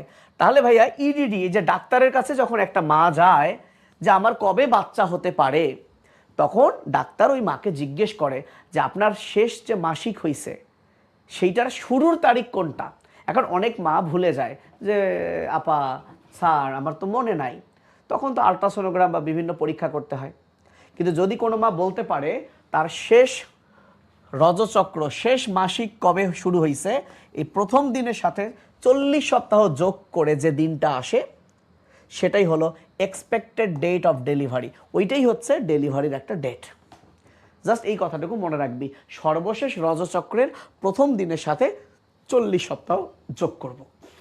এইবার আয়, কালকে যে কথা বলতেছিলি যমজ বাচ্চা, এই কে রে কালকে চেঁচাচ্ছিল? কে রে চেঁচাচ্ছিল? যমজ বাচ্চা কেমনে হয়? চলো যমজ বাচ্চা কেমনে হয় দেখি। যমজ বাচ্চা আসলে 2 ধরনের। কেউ আছো নাকি রে এখানে? টুইন আছো? এই টুইন কি আছো? যমজ আছো কেউ? তাকাও তাকাও। ঘটনা হচ্ছে, আমরা তো এটা জানি যে কি জানি, এই যে অ্যাম্পুলায় নিষেক হলো, এটা জাইগোট। তো ভাইয়া জাইগোট যখন মাইটোসিস হয়ে 2টা কোষ হলো, কি হয়? এই যে তনিমণ্ডল, তোমরা কি অভিন্ন যমজ? অভিন্ন মানে বুঝছো, মানে দেখতে কি একই রকম না আলাদা? ফাতেমাতুজ জোহরা, কারা দেখতে একই রকম? তো যারা দেখতে একই রকম, এটা সামিরা আছে আল্লাহ তাআলার একদম মানে নিয়ামত আর কি। কেন চিন্তা করো, জাইগোট তো বাবু একটাই কোষ। এই যে দেখো, ভালো করে বুঝো, জাইগোট মানে কি? যে শুক্রাণু ডিম্বাণুর মিলন ঘটে যে একটা কোষ, জাইগোট তো বাবা একটাই কোষ।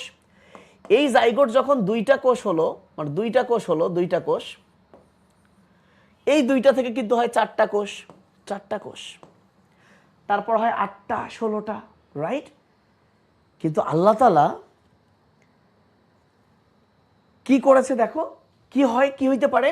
এই যে জাইগোট দুইটা কোষ হলো পুরোপুরি আল্লাহ তাআলার নিয়ামত, এই দুইটা কোষ কিন্তু সেপারেট হয় না। বাট এই যে দুইটা কোষ যদি সেপারেট হয়ে যায়, কে করলো? একদম উপরওয়ালার নিয়ামত আর কি। তখন এই কোষটা আবার বিভাজিত হয়ে দুইটা থেকে চারটা, চারটা থেকে আটটা, আটটা থেকে 16টা, এই যে মরুলা। এই কোষটা থেকে আবার দুইটা থেকে চারটা, আটটা, 16টা মরুলা। এই যে দেখো দুইটা বাচ্চা তৈরি হলো। তাহলে এইটা তো একদম মানে ন্যাচারাল না, সো উপরওয়ালাই দিয়ে দিচ্ছে, উনি চাইছে, তোমরা দোয়া করছো হয়তো বা। এই যে জাইগোট যে একটা কোষ থেকে দুইটা কোষ হলো, এই দুইটা কোষ আলাদা হয়ে যায়, দেন এখান থেকে একটা বাচ্চা, এখান থেকে একটা বাচ্চা, এবং এই দুইটা বাচ্চা দেখতে হুবহু একই রকম হয়, এবং এরা দুজনই হয় ছেলে, না হয় দুজনই মেয়ে।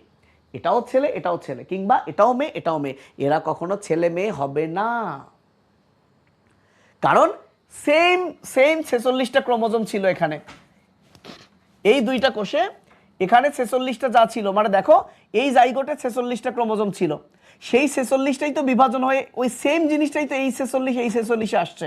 ফলে এখানে এটাও যদি ছেলে হয় এটাও ছেলে হবে, এটাও যদি মেয়ে হয় এটাও মেয়ে হবে, হুবহু দেখতে একই রকমই হবে। এটাই হচ্ছে অভিন্ন যমজ,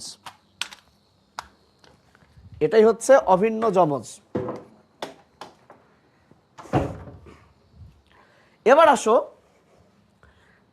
আসো ভাইয়া, ভিন্ন যমজ কিভাবে হয়? ভিন্ন যমজ কিভাবে হয়? এটা তো অভিন্ন যমজ। ভিন্ন যমজ হলো এই যে তোমরা খেয়াল করে দেখবা যে কিছু কিছু মা বাচ্চা না হওয়ার কারণে হরমোন খায়, ডাক্তারের কাছে যায়, ডাক্তার ফলিকল স্টিমুলেটিং হরমোন দেয়। ডাক্তার কি হরমোন দেয়? ফলিকল স্টিমুলেটিং হরমোন দেয়। তো নর্মালি আমরা জানি প্রতি মাসে মেয়েদের একটাই ডিম্বাণু তৈরি হবে। এখন বলতে পারো যে ভাইয়া মেয়েদের তো ডিম্বাশয় দুই পাশে দুইটা, তাহলে প্রতি মাসে একটা ডিম্বাণু কি করে তৈরি হয়? সেখানে একটা নেগেটিভ ফিডব্যাক আছে, এত কিছু তো তোমাদের বইয়ে নাই। মানে ধরো এই ডিম্বাশয় থেকে এবার ডিম্বাণু তৈরি হবে, তখন এখান থেকে একটা হরমোন গিয়ে এই ডিম্বাশয়কে বলে যে আপা তুমি এবার এ মাসে তুমি অফ থাকো, এ মাসে আমি ডিম্বাণু বানাবো। তাহলে ন্যাচারালি প্রতি মাসে একটা করে ডিম্বাণু তৈরি হয়, একটা করে ডিম্বাণু তৈরি হয়।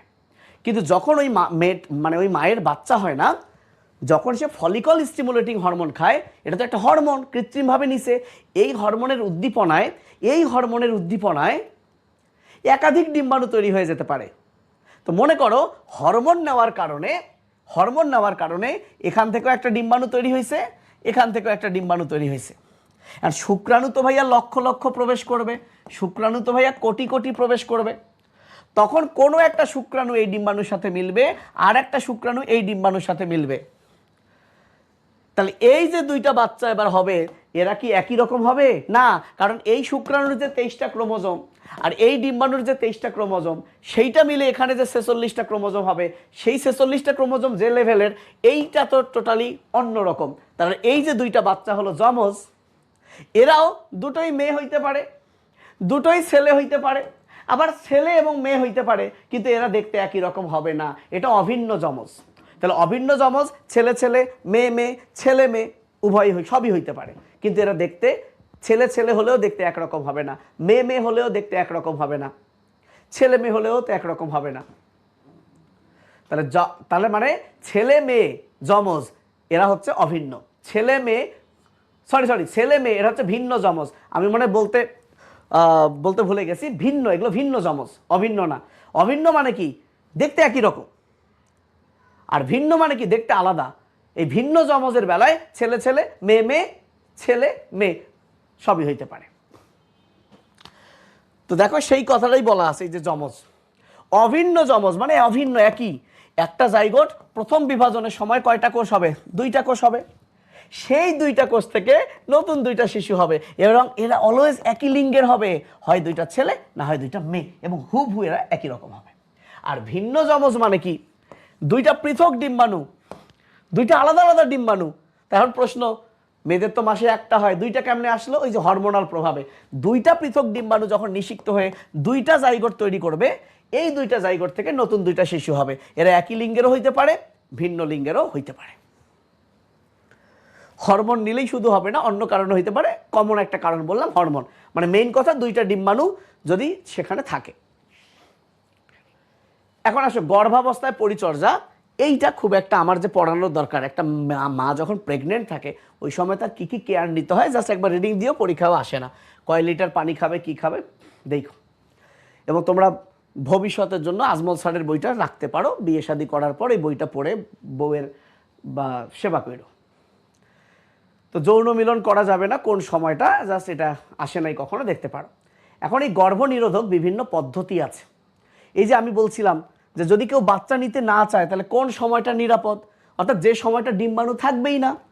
ডিম্বাণু তো ধরো রজস্রাব হয়ে গেল, এরপরে তো রজস্রাব ধরো 1 থেকে 5 দিন পর্যন্ত হলো, 14 দিনে হবে ডিম্বাণু। তাহলে এই যে শুরুর দিকের যে সময়গুলো এবং একদম শেষের দিকে, এই সময় তো ডিম্বাণুই থাকে না।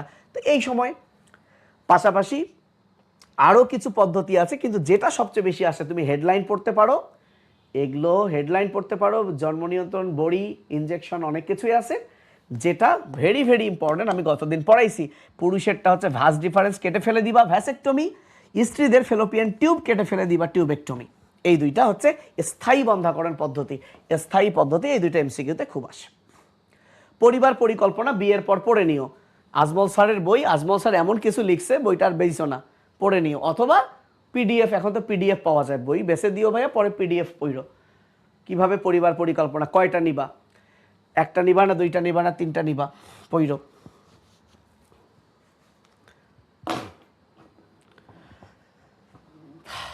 ওকে, এবার আসো। একজন বলছে হিজড়া কেন হয়। হিজড়া কেন হয় সেটা বলছি না আপু, আলাদা করে তুমি তাহলে একটা সেশন করি, তখন শেখাবো না হিজড়া কেমন হয়। কিন্তু এখন হিজড়ার টপিক নাই, তাই এটা বলছি না, আমাকে শেষ করা লাগবে আজকের মধ্যেই, ঠিক আছে? ওকে, হ্যাঁ স্কিপ করেছি।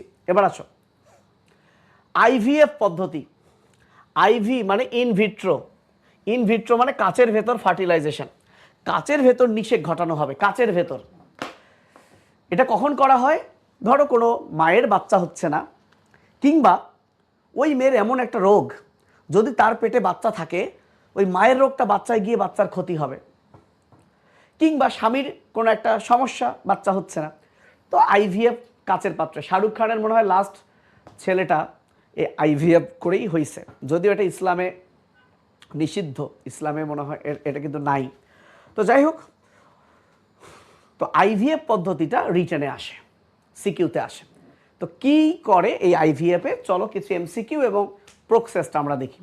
তাহলে ইনভিট্রো ফার্টিলাইজেশন মানে কাচের ভেতর শুক্রাণু ডিম্বাণুর মিলন ঘটানো হয়, এবং যে বাচ্চাটা হয় সেই বাচ্চাটাকে বলা হয় টেস্ট টিউব বেবি।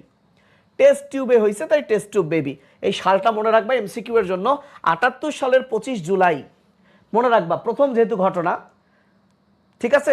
ডাক্তারটার নামও মনে রাখতে পারো, এডওয়ার্ড এবং স্টেপটো। তো এনারা কি করছে, সর্বপ্রথম বিশ্বের সর্বপ্রথম টেস্ট টিউব বেবি, যার নাম লুইস ব্রাউন। সে কিন্তু আর বেবি নাই, 78 সালের ঘটনা। সে এখন কিন্তু অলরেডি ওল্ড এজ, বেঁচে আছেও কিনা এখন আমি জানি না। এই যে লুইস ব্রাউন, এই হচ্ছে বিশ্বের প্রথম টেস্ট টিউব বেবি, এবং এই হচ্ছে সেই দুইটা ডাক্তার, জাস্ট নাম এডওয়ার্ড আর স্টেপ, মনে রাখিস। এখন আইভিএফ পদ্ধতির ধাপ কি? ধরো একটা মেয়ের এখন আইভিএফ, তাহলে ওই মেয়েটার দেহ থেকে তো ডিম্বাণুটা বের করতে হবে। তো হজে যাওয়ার সময় যেমন মেয়েরা ইনজেকশন বা হরমোন বড়ি নিয়ে ওই যে রজচক্র বা মাসিক এটা বন্ধ রাখে, সেরকম যে মেয়ের থেকে আমরা ডিম্বাণু নিব তার যে স্বাভাবিক রজচক্র, ওষুধ দিয়ে প্রথমে এটা বন্ধ করতে হবে, এটা প্রথম কাজ। এবার ফলিকল স্টিমুলেটিং হরমোন দিতে হবে, কারণ এই হরমোন দিলে মেয়ের ডিম্বাণুর উৎপাদন বেড়ে যাবে। কারণ না হলে তো মেয়ের প্রতি মাসে একটা ডিম্বাণু, কিন্তু আমি তো এখন মেয়ের দেহে কোনো একটা ইনজেকশন প্রবেশ করায়, দেহে মানে ডিম্বাশয় ইনজেকশন প্রবেশ করায়, ডিম্বাণুকে একটা চোষক দিয়ে টেনে নিব। তো একটা ডিম্বাণু তো প্রতি মাসে হবে, তো এই একটা ডিম্বাণু তো সতেজ থাকতেও পারে, নাও পারে। এই জন্য হরমোন দিয়ে মেয়ের ডিম্বাণু উৎপাদন ক্ষমতা বাড়ায় ফেলবো। তাহলে হরমোন দিলাম, অ্যান্ড অগ্রগতি পরীক্ষা করব, হরমোন যে দিলাম আসলে ঠিকঠাক ডিম্বাণু বেশি উৎপন্ন হয়েছে কিনা। এটা রক্তমূত্র পরীক্ষা করে বুঝতে পারবো যে ডিম্বাণু উৎপাদন হলে কিছু হরমোনাল চেঞ্জ আসবে, সেটা দেখে, বা আল্ট্রাসাউন্ড করেও বুঝতে পারবো। তো যখন দেখলাম অনেকগুলো ডিম্বাণু তৈরি হয়েছে, এবার এই ডিম্বাণুটা সংগ্রহ করব চোষক দিয়ে। তো মেয়েদের যে জনন পথে একটা সূক্ষ্ম ফাঁপা সূচ প্রবেশ করিয়ে ডিম্বাশয়ে সেই সূচটা দিয়ে চোষক দিয়ে টেনে বের করব। অবশ্যই একটা না, একাধিক ডিম্বাণু বের করব, বের করে পরীক্ষা করব যে কোন ডিম্বাণুটা সতেজ, তার সাথে শুক্রাণুর মিলন ঘটাবো। ঠিক আছে?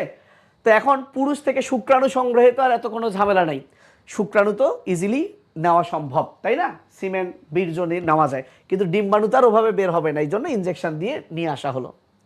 ফাইনালি একটা কাঁচ পাত্রে ইনকিউবেটরে একটা মায়ের পেটের ভেতর যে পরিবেশ থাকে সেই পরিবেশটা রাখা হয়, সেখানে একটা ডিম্বাণু রাখা হয় এবং হাজার হাজার শুক্রাণু, অসংখ্য শুক্রাণু একসাথে রাখা হয়। সর্বোচ্চ গুণগত মানের অসংখ্য শুক্রাণু রাখা হয় 16 থেকে 20 ঘন্টা। ওই কাঁচ পাত্রটাকে বলা হয় পেট্রি ডিশ। দেন অপেক্ষা করা হয় যে আপনি ন্যাচারালি নিষেক ঘটুক, কিন্তু দেখা যাচ্ছে ন্যাচারালি নিষেক ঘটলো না। তখন জাস্ট শুক্রাণুটা, কোনো একটা ভালো শুক্রাণুকে ডিম্বাণুর ভিতর ইনজেকশন দিয়ে ঢুকায় দেওয়া হয়। তো যেহেতু তার সাইটোপ্লাজমের ভেতর শুক্রাণু যেহেতু ইনজেক্ট করা হয়, এর নাম হলো অন্তঃসাইটোপ্লাজমিক শুক্রাণু injection, intracytoplasmic sperm injection. And finally শুক্রাণু যেহেতু ভিতরে ঢুকাই দিছি, এখন তো জাইগোট হলো, কয়েকদিন পর কি হবে? মডুলা ব্লাস্টুলা হবে, অর্থাৎ যখন ভ্রূণ হবে, এই ভ্রূণটাকে এবার কি করব? ওই স্ত্রী দেহে, অর্থাৎ যে মা, তারই আবার জরায়ুতে স্থাপন করব। কিংবা ও যদি চায় আমি আমার পেটে নিব না, যেমন ধরো মেবি শাহরুখ খানের বউ তার পেটে রাখে নাই, অন্য কোনো মহিলা ওকে টাকা দিয়ে ভাড়া করছে, তার জরায়ুতে রাখা হয়েছিল, দেন ওখান থেকে, মানে এরকম অনেক করে, বিশেষ করে অনেক নায়িকারা বাচ্চা নিবে কিন্তু নিজের পেটটা হয়তো বা চায় না যে তার স্ট্রাকচার নষ্ট হবে, তখন সে। তাহলে আশা করি এই ব্যাপারটাই যে ঘটনা সিরিয়াল, প্রথমে ডিম্বাণু সৃষ্টির উদ্দীপনা দিলাম, সংগ্রহ করে টেস্ট টিউবে নিষেক ঘটায় ভ্রূণটা কালচার করে জরায়ুতে আবার স্থাপন করলাম। তো ব্যর্থ হইতে পারে, রিডিং দিয়েও কী কারণে ব্যর্থ হয়, সুবিধা অসুবিধা কি? সুবিধা তো এটাই যে জীবনে বাপমা হইতে পারতো না, এই বাপমা হওয়ার একটা সে স্বাদ পাচ্ছে, এটা একটা। আর অসুবিধা তো আছে, বিফল হইতে পারে, যেহেতু একটা ডিম্বাণু বের করছে, ইনফেকশন হইতে পারে, নষ্ট হইতে পারে। এই এখন আসো, প্রথম টেস্ট টিউবে কুত্তাও জন্ম নেওয়া হয়েছে, ভাই রে ভাই। সো কুত্তা কত তারিখে দরকার নাই, মানুষটাই পর ভাই, কুত্তাও হয়েছে, এটা মাথায় রাখিস। আর এইটা ভয়ঙ্কর ইম্পর্টেন্ট, বাংলাদেশে প্রথম টেস্ট টিউব বেবি, ভাই বাংলাদেশ যে ফার্টাইল, ভাই চিন্তা কর, টেস্ট টিউবের ভেতরে একসাথে 3টা বাচ্চা হয়েছে। বাংলাদেশ যে ফার্টাইল, তার প্রমাণ দেখ, টেস্ট টিউবে একসাথে 3টা, নাম আবার হীরামণি মুক্তা। প্রশ্ন হইতে পারে কোনটি নয়, অপশনে থাকবে স্বর্ণা, রূপা, তো সেগুলো নয়। এবং এইটা 3 জন মেয়ে হয়েছে, তাই 3 মেয়ে না, জাস্ট একটা শূন্য আছে, 30 মে 2001 সালের। বাপ মাকে এখানে সবই ফ, মায়ের নাম ফ ফিরোজা, ডাক্তারের নাম ফ ফাতেমা, হরমোনের নামে ফ ফলিকল স্টিমুলেটিং হরমোন, বাপটা আমি হইলে ফ ফাহাদ, সব খাপে খাপ মিলে যাইতো, পুরা ফা ব্যাপার স্যাপার হয়ে যাইতো। যাই হোক, বাপের শুরুতে না থাকলো শেষে ফ আছে, হানিফ, লে শালা। কি কি সমস্যা হইতে পারে পুরুষের, মহিলার কি কি সমস্যা হইতে পারে? দেখা গেল বীর্য বা সিমেন বের হইল, কিন্তু সেখানে শুক্রাণু নাই। তো শুক্রাণু যেহেতু সচল, জুও, এ মানে নাই, সো এটাকে বলে অ্যাজুওস্পার্মিয়া। বলে এটাকে কি বলে? অ্যাজুওস্পার্মিয়া। আর অলিগো মানে অল্প। জাস্ট চিন্তা কর, বীর্যে শুক্রাণু 20 মিলিয়ন থাকা লাগবে, 20 মিলিয়নের কম হলে সেটা অলিগো, সেক্ষেত্রেও বাচ্চা হবে না, অলিগোস্পার্মিয়া। শুক্রাণুর অস্বাভাবিকতা, মানে শুক্রাণুর নর্মালি কি মাথা আছে, লেজ আছে, কিন্তু ও মা লেজ 2টা, কারো আবার মাথা নাই, কারো লেজ নাই। সবচেয়ে মজার সমস্যা হলো এইটা, অটো ইমিউনিটি, নিজের বিরুদ্ধেই। মানে বিষয়টা কি বলতো, একটা পোলা, ওর দেহে শুক্রাণু তৈরি হয়েছে, ওর দেহের শ্বেতকণিকা ভাবছে এটা কে রে, এটা মনে হয় জীবাণু, অ্যান্টিজেন, ধর শালারে। তাহলে চিন্তা কর, ওই ছেলে তো শেষ। মানে নিজের দেহে শুক্রাণু হচ্ছে, নিজের দেহে শ্বেতকণিকা অ্যান্টিবডি তৈরি করে তারা মাইরা ফেলতেছে, অটো ইমিউনিটি। এটা খুবই ভয়ঙ্কর সমস্যা। এছাড়া বীর্যপাতে অক্ষমতা, পুরুষত্বহীনতা, ওষুধের কিছু পার্শ্ব প্রতিক্রিয়া, যৌনবাহিত রোগ। আচ্ছা, ভেরিকোসিল কি? পুরুষের যে অন্ডথলি, ওই যে শুক্রাশয়, স্ক্রোটাম, এই অন্ডথলির প্রাচীরে কিছু শিরার জালিকা আছে যার নাম প্যাম্পিনিফর্ম প্লেক্সাস। তো এইটা যদি কোনো কারণে ফুলে যায় তাহলে রক্তের স্বাভাবিক প্রবাহ বাধা হয়, ফলে শুক্রাণু তৈরি হয়। জাস্ট এই নামটা দেখতে পারিস। এছাড়া জিনগত অনেক কারণ আছে, এগুলো কখনো আসে না। মেয়েদের কি সমস্যা?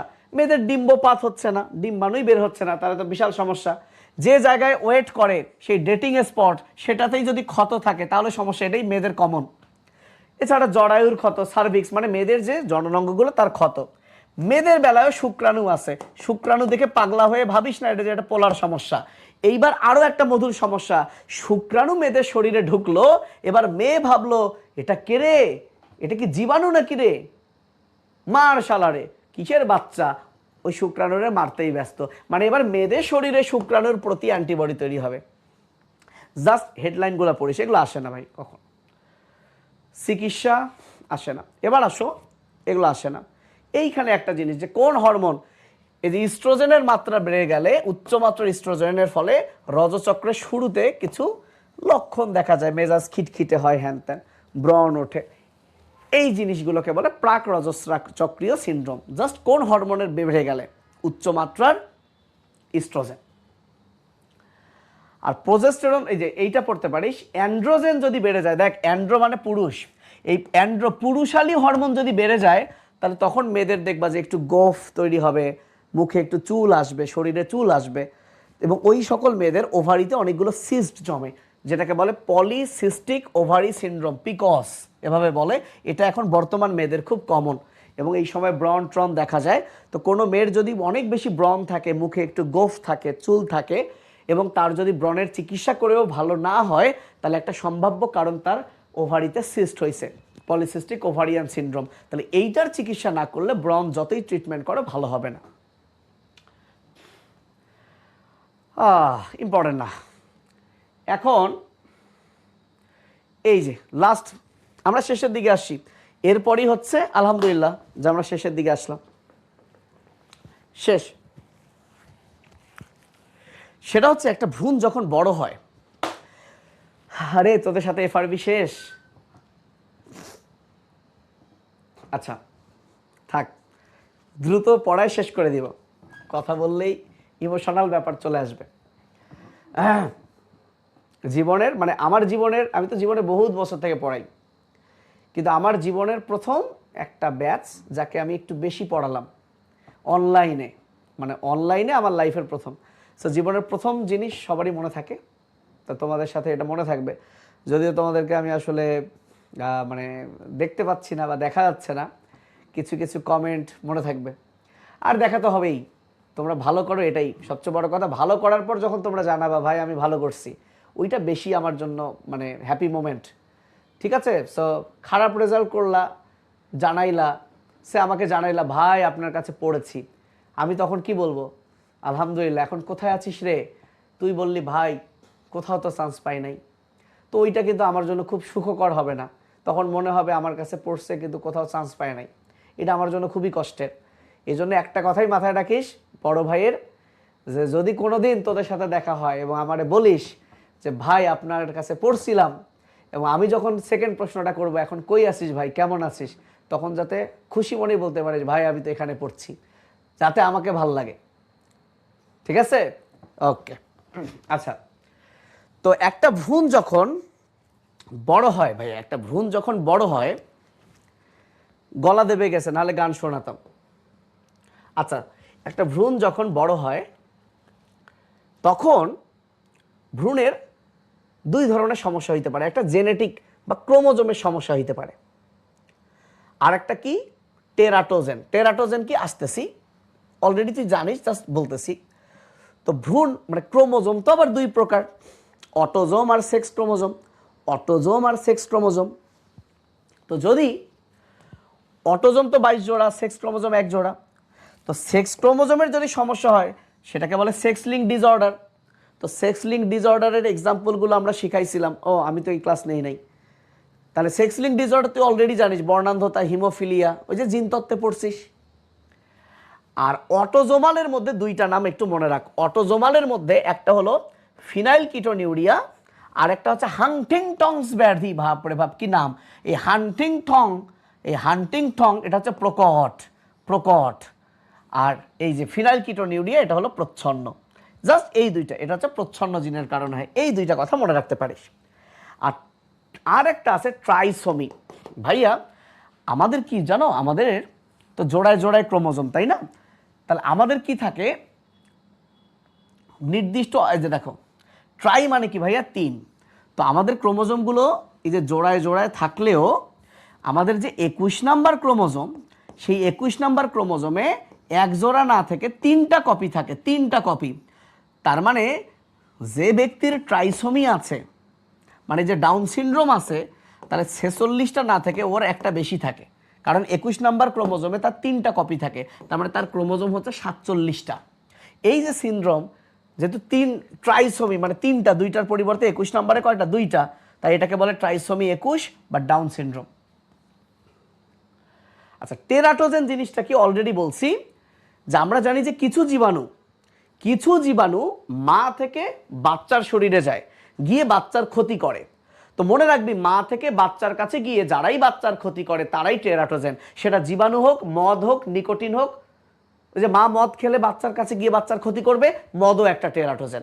মা যদি কোনো খাবার খায়, এই খাবার যদি বাচ্চার গিয়ে ক্ষতি করে, ওই খাবারটাও হবে টেরাটোজেন। তাহলে টেরাটোজেন হলো মা থেকে বাচ্চায় গিয়ে বাচ্চার ক্ষতি করবে যারা। তাহলে এগুলো পড়া হয়ে গেছে, হেডলাইনগুলো দেখতে পারিস। এই যে রুবেলা, জি সিহাজ গুরু, এই দিয়ে এই দুইটা মনে রাখিস, এইচআইভি, হেপাটাইটিস, সাইটোমেগালোভাইরাস। এই যে মায়ের দীর্ঘকালীন অসুখ, ধূমপান, মদ পান, ঠিক আছে? এই মদ পান করলে ফিটাল মানে বাচ্চাটার অ্যালকোহল সিনড্রোম হবে, ফিটাল অ্যালকোহল সিনড্রোম, ফাস। এই যে লাস্ট টপিক, যৌনবাহিত রোগ, যাকে সংক্ষেপে বলে এসটিডি, সেক্সুয়ালি ট্রান্সমিটেড ডিজিজ। এই যৌনবাহিত রোগ অনেকগুলো আছে। ভাইরাস দিয়ে একটা কমন রোগ হচ্ছে এইডস, আর ব্যাকটেরিয়া দিয়ে গনোরিয়া, সিফিলিস, ক্লামাইডিয়া। তো ক্লামাইডিয়া আলোচনা করা নাই এখানে, এই 3টা রোগ আলোচনা করা আছে। আমি ধুমধাম এগুলো পরীক্ষায় খুবই কম আসে, এমসিকিউ এর জন্য কিছু দেখায় দিই। তো সিফিলিস এটা একটা ব্যাকটেরিয়া জনিত রোগ, তবে এই শব্দটা একটু মাথায় রাখ, বই আছে যদি। ক্রনিক মানে দীর্ঘ সময় ধরে এই রোগটা হবে, অনেক দিন ধরে এটা থাকবে। তো এটা নিয়ে গল্প আছে, এখন আর এই গল্প করছি না, কারণ তোদের পরীক্ষা সামনে। এগুলো একাডেমিকে যখন পড়াই তখন দেখা গেল এই টল্পগুলো করতে ভাল লাগে, সময় কাটাইতে হবে তো, তাই না? ওকে, তো জীবাণুটার নাম কোটি % ইম্পর্টেন্ট, ট্রিপোনেমা প্যালিডাম। ডাবল এল, এটা বানানটা মুখস্থ করবি, ট্রিপোনেমা প্যালিডাম। আর সিফিলিস থেকে মনে রাখবি, কোনো মানুষের যদি সিফিলিস রোগ হয়, যৌনবাহিত রোগ, তাহলে তার শরীরে ক্ষত, এই একটা কথা মাথায় রাখবি ভাইয়া, ক্ষত দেখা যাবে। এবং এই ক্ষত জীবাণুটা ঢোকার 21 দিনের মধ্যেই তৈরি হবে। তাহলে এর সুপ্তাবস্থা 21 দিন। এখন এর লক্ষণকে 4 ভাগে ভাগ করছে। দেখ, শুরুতে যে ক্ষতটা হবে, এই ক্ষতটার কোনো ব্যথা থাকবে না, অর্থাৎ একটা ক্ষত তৈরি হবে কিন্তু কোনো ব্যথা নাই। কিন্তু এরপরেই যেটা হবে সেটা হলো এই যে ক্ষত গায়ে অসংখ্য ফুসকুড়ি, র্যাশ দেখা যাবে। এই যে ক্ষতটা তখন চেঞ্জ হতে থাকবে, বিভিন্ন ক্ষতর দাগ চেঞ্জ হয়ে যাবে, সাথে জ্বর, অন্যান্য সমস্যা হইতে পারে। এরপরে হঠাৎ এটা অনেক দিন সুপ্ত হয়ে যাবে, আর কোনো লক্ষণ দেখা যাবে না। হ্যাঁ, তুই তো ভাবলি ভালো হয়ে গেছিস। যদি ট্রিটমেন্ট না করাস, এরপরে যখন বিলম্বিত হবে, এইটা আক্রান্ত হওয়ার 10 থেকে 30 বছর পরও হইতে পারে। এই বিলম্ব যদি হয়ে যায়, তখন কিন্তু তোর শরীরের বড় বড় জিনিস, অঙ্গগুলোকে আক্রান্ত করে মৃত্যুও ঘটাইতে পারে। তার মানে 4টা মেইন জিনিস হলো ক্ষত। প্রথমে ক্ষত ব্যথাহীন, পরে ক্ষতটা ব্যথাযুক্ত, তারপরে হঠাৎ সে ঘুমায় যাবে। আবার যদি জেগে ওঠে, ট্রিটমেন্ট না করাস, তাহলে সর্বনাশ। এইটুকু মাথায় রাখিস। এবং যেহেতু এটা ব্যাকটেরিয়া ঘটিত রোগ, তাহলে চিকিৎসায় অবশ্যই অ্যান্টিবায়োটিক দিতে হবে। এই অ্যান্টিবায়োটিকটার নাম বেনজাথিন পেনিসিলিন অ্যান্টিবায়োটিক দিতে হবে। আর এইটার চিকিৎসার জন্য একটা ভিডিআরএল টেস্ট করা হয়, সেই নামটা মনে রাখতে পারিস। এইবার আসো গনোরিয়া। সো গনোরিয়ার ব্যাকটেরিয়াটার নামই হলো নাইসেরিয়া গনোরি। এটা অপশন দেখলেই বুঝতে পারবি। তবে এই যে গনোরিয়া ব্যাকটেরিয়া, এই ব্যাকটেরিয়া পুরুষ এবং নারী দুইজনারই আক্রমণ করতে পারে। এবং এই গনোরিয়া রোগ যদি নারীর হয়, চিকিৎসা পুরুষেরও করাইতে হবে, পুরুষের হলেও আবার নারীরও করাইতে হবে। তো গনোরিয়া থেকে যে জিনিসটা তোমাকে অবশ্যই পড়তে হবে, এটার সুপ্তাবস্থা কতদিন? 2 থেকে 13 দিন। এবং গনোরিয়া হলে যেটা পুরুষের জননাঙ্গ আছে এই জিনিসগুলো থেকে এই যে পুজ নির্গমন হবে, তাহলে প্রস্রাবে জ্বালা পোড়া হবে, ঠিক আছে? যেহেতু জননাঙ্গের সমস্যা, প্রস্রাবে জ্বালা পোড়া, পুজ নির্গমন এটা, এবং এটা কিন্তু নারীর বেলায়ও একই রকমভাবেই ঘন ঘন প্রস্রাব, স্রাব, বিভিন্ন দাগ হবে, এগুলো চলতে থাকবে। যেটা গুরুত্বপূর্ণ, কোনো একটা মায়ের মনে করো গনোরিয়া রোগ আছে এবং ওই মায়ের নর্মাল ডেলিভারি হলো, সিজার হয় নাই, তো ডেলিভারির সময় যেহেতু জননাঙ্গ পথে বাচ্চাটা বের হবে, ওই জননাঙ্গেই তো কি জীবাণু আছে, তখন বাচ্চার চোখে ইনফেকশন হবে। এই নিওনেট মানে বাচ্চা আর অপথ্যালমো মানে চোখ, তখন বাচ্চার চোখের যে সমস্যা তার নাম অপথ্যালমিয়া নিওনেটারাম। অপথ্যালমিয়া নিওনেটারাম। চিকিৎসা এখানেও ভাইয়া অ্যান্টিবায়োটিক। সর্বশেষ এইডস। এইডসের ফুল নাম জানো, ভাইরাস চ্যাপ্টারেও পড়ছো। এখান থেকে যেটা কোটি কোটি % ইম্পর্টেন্ট, এইডস হলে আমাদের কি হয় জানো? আমাদের যে ইমিউন সিস্টেম, প্রতিরক্ষা ব্যবস্থা ডেফিসিয়েন্ট হয়ে যায়, কমে যায়। কারণ ভাইরাসটার নামই হলো সে হিউম্যানের ইমিউনিটিকে ডেফিসিয়েন্ট করবে। আর আমার ইমিউনিটি দেয় কে? যে ম্যাক্রোফেজ আর লিম্ফোসাইট অ্যান্টিবডি তৈরি করে। তাহলে এইচআইভি কাকে আক্রমণ করে? কোটি কোটি % ইম্পর্টেন্ট, ম্যাক্রোফেজ এবং T4 লিম্ফোসাইট। T4 lymphocyte. এবং দেখো, কারো যদি এইডস হয়, সে কি দুনিয়ায় থাকলো না গেল? ভাইয়া, সে দুনিয়া থেকে গেল। তাহলে এইডস রোগের আবিষ্কারক হলো গেল। তাহলে মনে রাখ, এইডস হলে সে দুনিয়া থেকে গেল। আর এটা হচ্ছে এইচআইভি পজিটিভের একটা যে সহমর্মিতার প্রতীক, লাল ফিতা, 1 লোব বিশিষ্ট।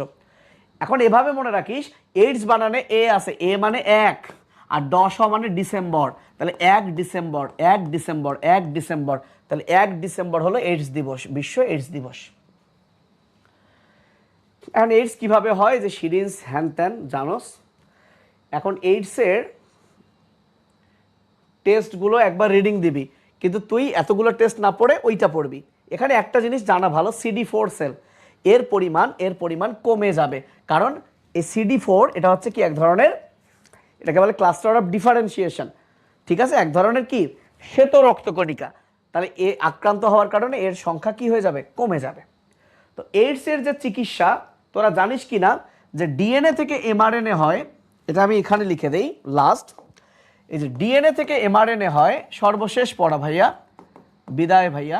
এটাকে বলে ট্রান্সক্রিপশন। আর এমআরএনএ থেকে ডিএনএ হয়, তার মানে রিভার্স ঘটনা ঘটে, এটাকে বলে রিভার্স ট্রান্সক্রিপশন। এগুলো প্রথম অধ্যায়ে পড়েছিস।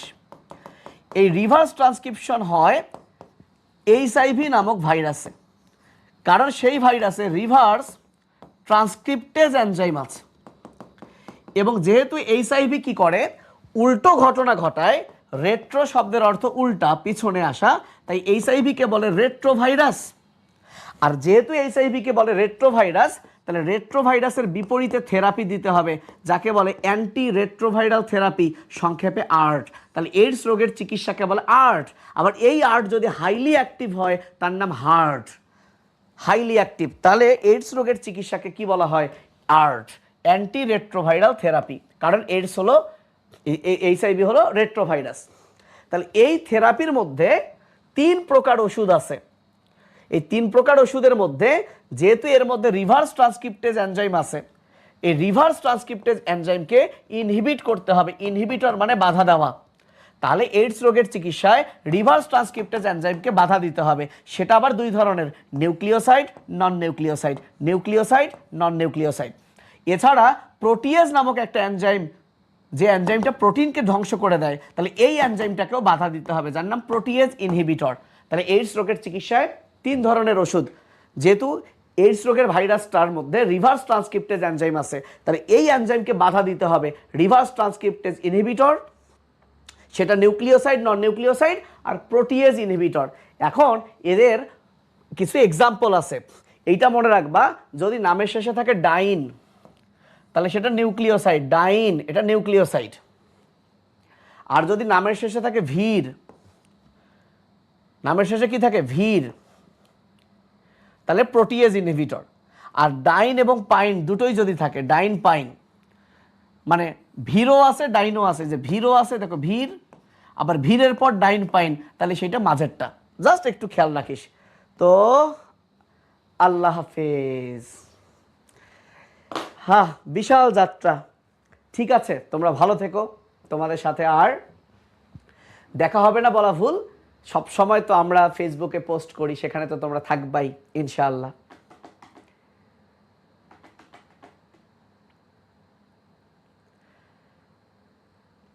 ওকে, তোমাদের সাথে যেটা একদম কমন কথা, আমি তোমাদের যে কোনো কমেন্ট যাই করেছো ক্লাসের পারপাসে, তোমাদের উপর আমার কোনো মন খারাপ নাই।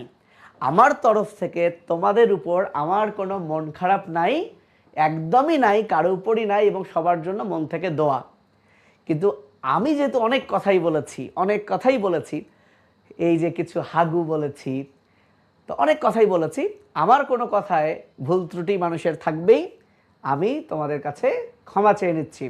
আমার কোনো ভুল ত্রুটি হলে তোমরা আমাকে ক্ষমা করে দিও। সো আমিও তোমাদেরকে মিস করব ইনশাআল্লাহ। মোটিভেশন আর দিব না, একটা কথা বলছি, ওটাই মোটিভেশন। যদি তুমি আমাকে একটু আমার ক্লাস পছন্দ করে থাকো, তাহলে এইটাই নিয়াত করো, কোনোদিন ভাইয়ের সাথে দেখা হলে যাতে গর্ব করে বলতে পারি, ভাই আমি আপনার ক্লাস করেছিলাম, এখন আমি এই জায়গায় পড়ি। এই সিম্পল বিষয়টাই যদি মাথায় রাখতে পারো, তুমি অনেক ভালো জায়গায় চান্স পাবা।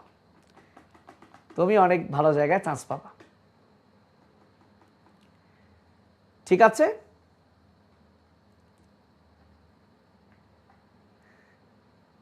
ওকে, ইনশাল্লাহ আবারও দেখা হবে কোনো এক সময়। ভালো থেকো। হাগা জিন্দাবাদ।